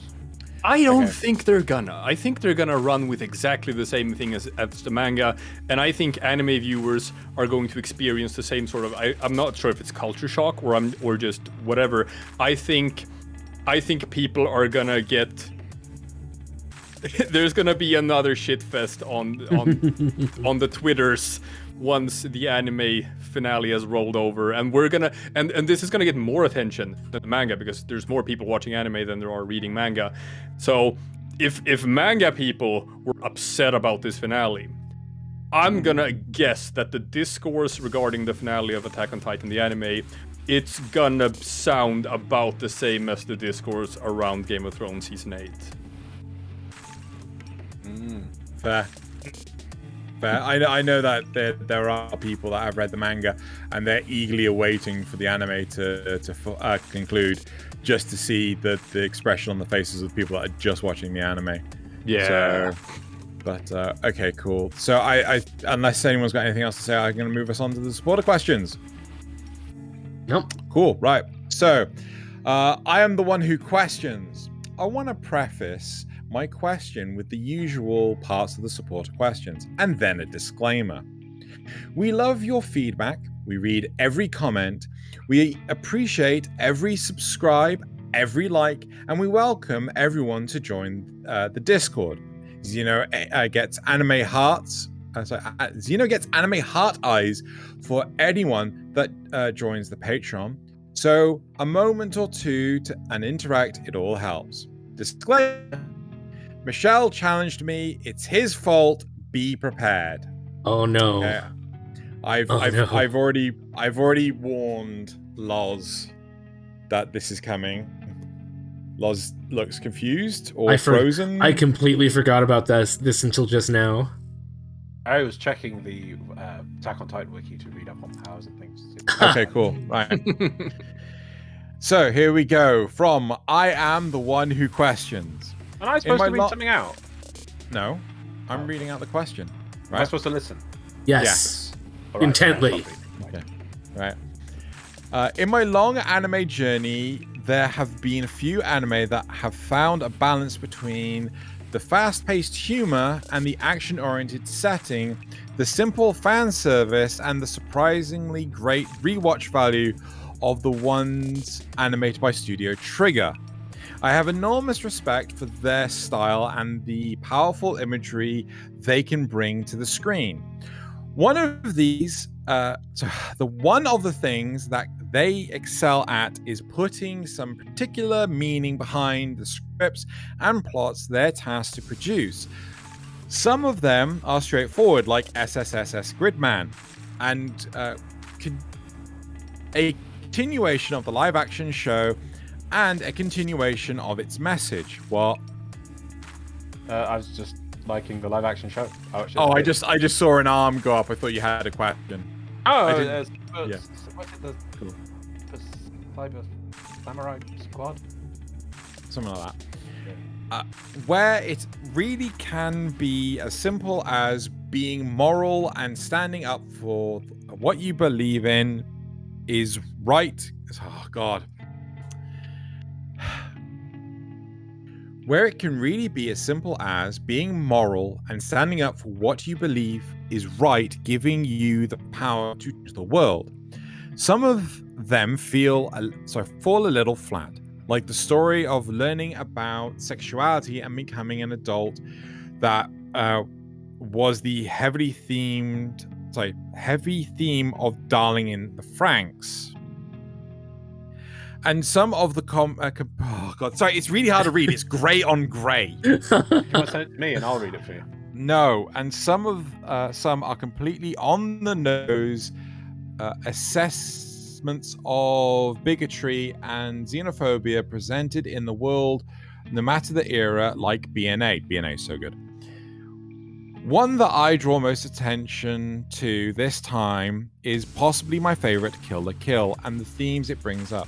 Despite the madcap nature of its story, it holds a special place in my heart, the heart of many watchers, due to the overt fan service, fantastic combat, and the overarching theme of finding yourself and your style so you can break out of conformity. Clothing defines their world, with the rich draping their... Oh, God. I don't know why you write like this. With the rich draping their wealth around themselves and the poor struggling to even eat. But the school uniforms and conforming to the rules becomes their gateway to power and success. The main character and her antagonist... find that the powers of their clothing and improved by revealing more of their bodies, finding confidence in wearing less, while the freedom fighting group Nudist Beach even go as far as to wear only tactical bandolas to cover themselves. They find that breaking from conformity, wearing... Oh, Jesus, I don't know. I don't know. Longest question. I don't know who to hate more, Michelle or Thaylien. No, this is fucking Michelle's fault. I don't give a fuck. This is Michelle. I'm breaking down now. This is too much. She's right. Can I have it so I can actually read it instead of your face? They find that breaking from conformity, wearing only what makes them powerful, is the way to break the control of the rich upper class. Yes. Life fibers in the world of Kill la Kill represent power. Clothing imbued. This isn't a question. He's just describing Kill la Kill. It's a fucking essay. Yeah. Oh my God. I hate you, Michelle. This is your fucking fault. What if we get to the end of it and there just isn't a question?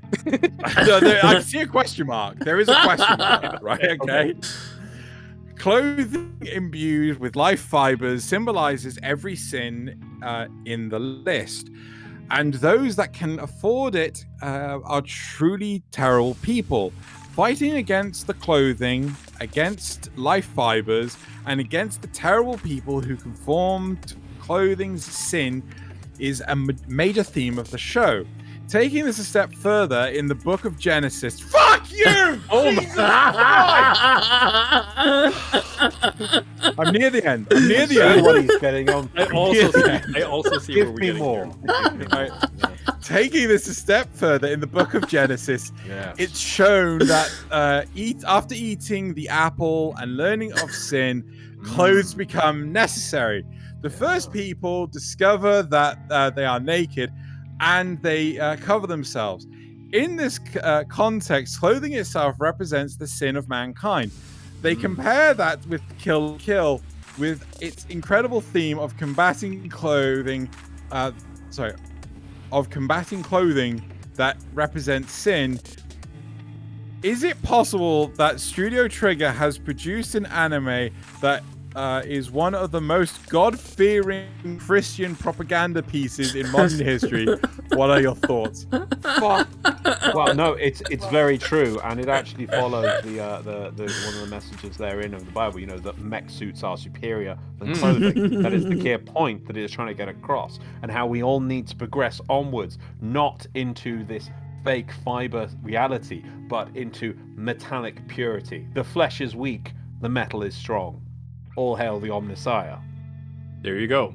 Or if you want to go for the Satanist reading instead, you could be like, hey, just eating the forbidden fruit, that was the path to enlightenment, right? Because what humanity gained was self-awareness, where the nakedness or the purity of the before times is some sort of naivete. It's some sort of like it's the sin was defying God, but the result of that sin was humanity learning the difference between right and wrong, and humanity understanding morality. And from that, you know, in a very long chain at the end, you get to stuff like societal norms or whatever. So you could argue that a return to the primitive or a return to the nudity or whatever sort of represents a return to God and a return to naivete. So, I mean, See, I have a very different interpretation. I feel like, you know, to make clothing, you have to have cloth, and cloth is generally woven in a grid pattern. So when you're wearing clothing, you're encased in a grid, much like the Matrix.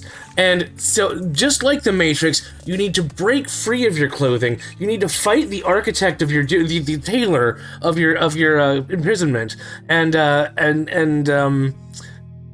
you know, discover the truth of the world and bear yourself to it completely. I feel like I've just experienced an A-level maths question all over again. And so the final question is, what coloured shoes was Billy wearing? Right. I have no thoughts on this matter. Moving on. Zrugel asks, after reading the small novel, are you okay, Xeno? No. I am not. Our world will never be the same. Please, for love of God, Thaylien, never do that again. No matter who challenges you, right? Then shut up, right? And then Zrugel asks, is there an anime where a character from a fantasy world gets isekai into our world? Yeah. Devil is a part-timer. Yep, that's one. Technically, so is Miss Kobayashi's Dragon Maid. Yeah.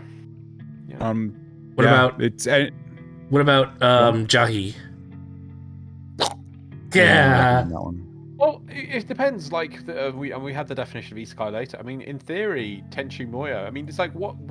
No, do you mean they're by- from the same universe. Yeah, but what does it mean to be isekai? Is it like, oh, it's got to be a physical dimension, or, you know? But in theory, another planet is another dimension, or another, you know, in some ways, it's the same sort of element. No, you know? but like all the characters still are able to form in the same vein. They're still able to do the same thing, and they can easily go home. Well, I say, well, yeah. I mean, Washu could just go on a fucking ship. But then you could do that in the Kobayashi Dragon Maid. They can go home. That's whenever they true. want. That is true. That is true. It literally has to be a portal, you know. I mean, isn't it actually, how do you know that it's a different dimension in Kobayashi Man? It might just be the other side of the galaxy. You don't know, or a different galaxy. You know. Touche. Right, okay, that is it for the supporter questions. Moving on to the comments from last week's episode. There's one here from Xenogelion saying Thaylien never write another long-ass essay ever again. Moving on to Zrugel. I'd like to know if Nasuth has watched My Dress Up Darling. Nope. You should. I don't know. Nick, have you watched My Dress Up Darling? It's topping the charts for this season, beating Attack on Titan. I've heard it's very good, and I have also heard that it is beating Attack on Titan in the ratings. I probably should watch it. I actually quite like it and things, but yeah, our stance on that has changed, hasn't it, Loz? Right. What? Sorry? Dress Up Darling. Are you reading Attack on Titan wiki again? Yes. Put that down for 5 minutes. No, there's more. Okay. There is more. There's a lot more. Lines. Right, so Trex Paddock, the 2007 movie Sayuki Yaki Western Django is a hybrid of cowboy, samurai, Western, feudal Japan, and is an adaptation of a Shakespeare play. And in order for it to look correct, the director made all the cast learn and film all their lines in English. Holy crap. And then had them dub themselves back into Japanese so it looked like a real Western movie. So last week, holy crap. Dubbed it and stuff. Yeah, I thought that was crazy. I just wanted to highlight that one out there. I kind of want to watch that now. Yeah. Also, I mean, that's an entire genre in itself. It's not just like an anime thing. It's called Weird West. It's kind of an obscure genre where you mix the classic Western with either sci-fi elements or you just throw in things from other genres. And like the classic example is is a bad movie, but like the movie like Cowboys and Aliens, I think it was like the Daniel Craig movie or something, is an example of that genre of Weird West. And Weird West is typically a super cool and super unexplored genre. So if this is a tip for good Weird West stuff, I'm all for it, because that's typically fun stuff. The good, the bad, and the weird. That's a good one. I would also say that Trigun would definitely fall under that. Yeah. So, right, okay, so that is it for the comments from last week. And now we're going to move on to the final segment of the memes. So, time for memes. It's time for memes. Lars, you ready for memes? Yeah. Good. I'm ready for memes. Shall we go to the first one? Yeah, go for it. Right. Jojo Bird approaches menacingly. You're welcome. Okay. That's pretty good. That's pretty good. Yeah. All right. Meme number 2. New weebs after learning yet another cute female character is actually a guy. Oh God! Please stop! No more balls.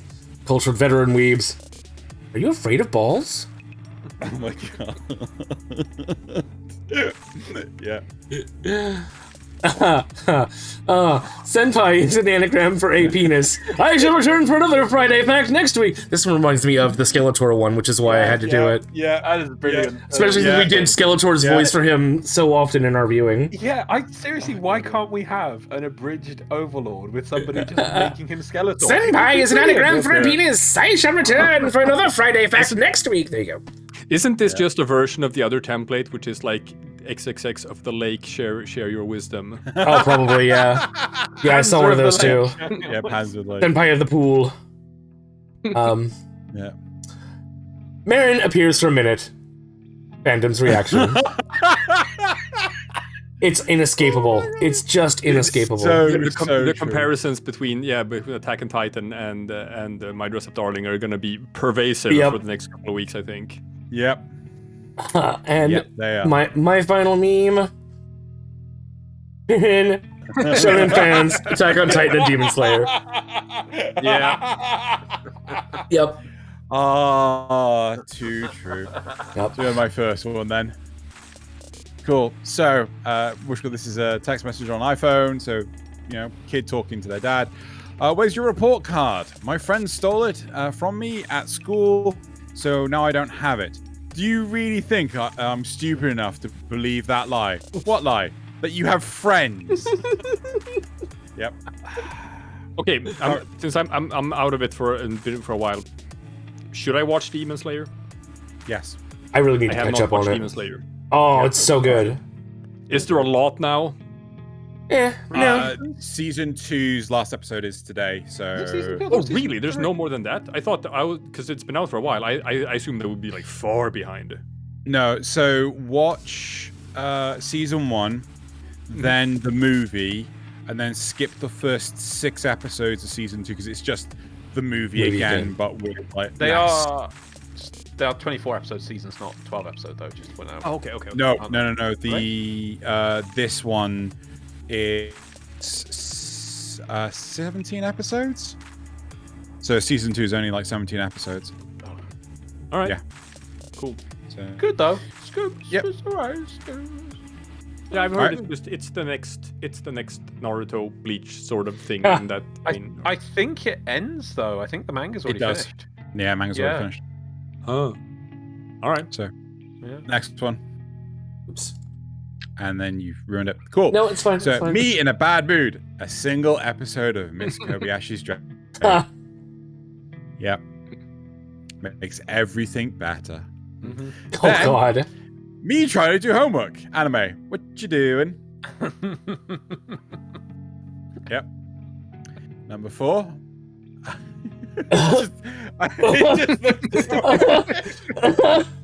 I had to. Right. And then my last one. My family's comfort. Dad working 18 hours a day. Aww. Aww. Never spending time with his kids. Aww. Have you ever seen Miss Kobayashi's Dragon Maid? I have not. You should. You should watch said that about before. You should really watch that before you watch. For what? Demon Slayer. I think You should really. Yeah, you should really watch Kobayashi's Dragon Maid before watching Demon Slayer. Man, I have 1,000 things on my list of stuff that I should watch. No kidding. Yep. Cool. Are Right. you reading this wiki?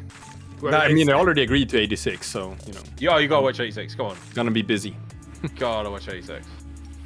Right. Well, that is it for this week. Actually, one piece of news we forgot to mention at the start. This is the week before Loz starts moving, so he won't be here for next week.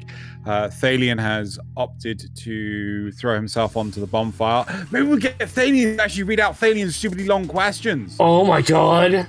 Yeah. Or Loz can take his revenge out on Thaylien.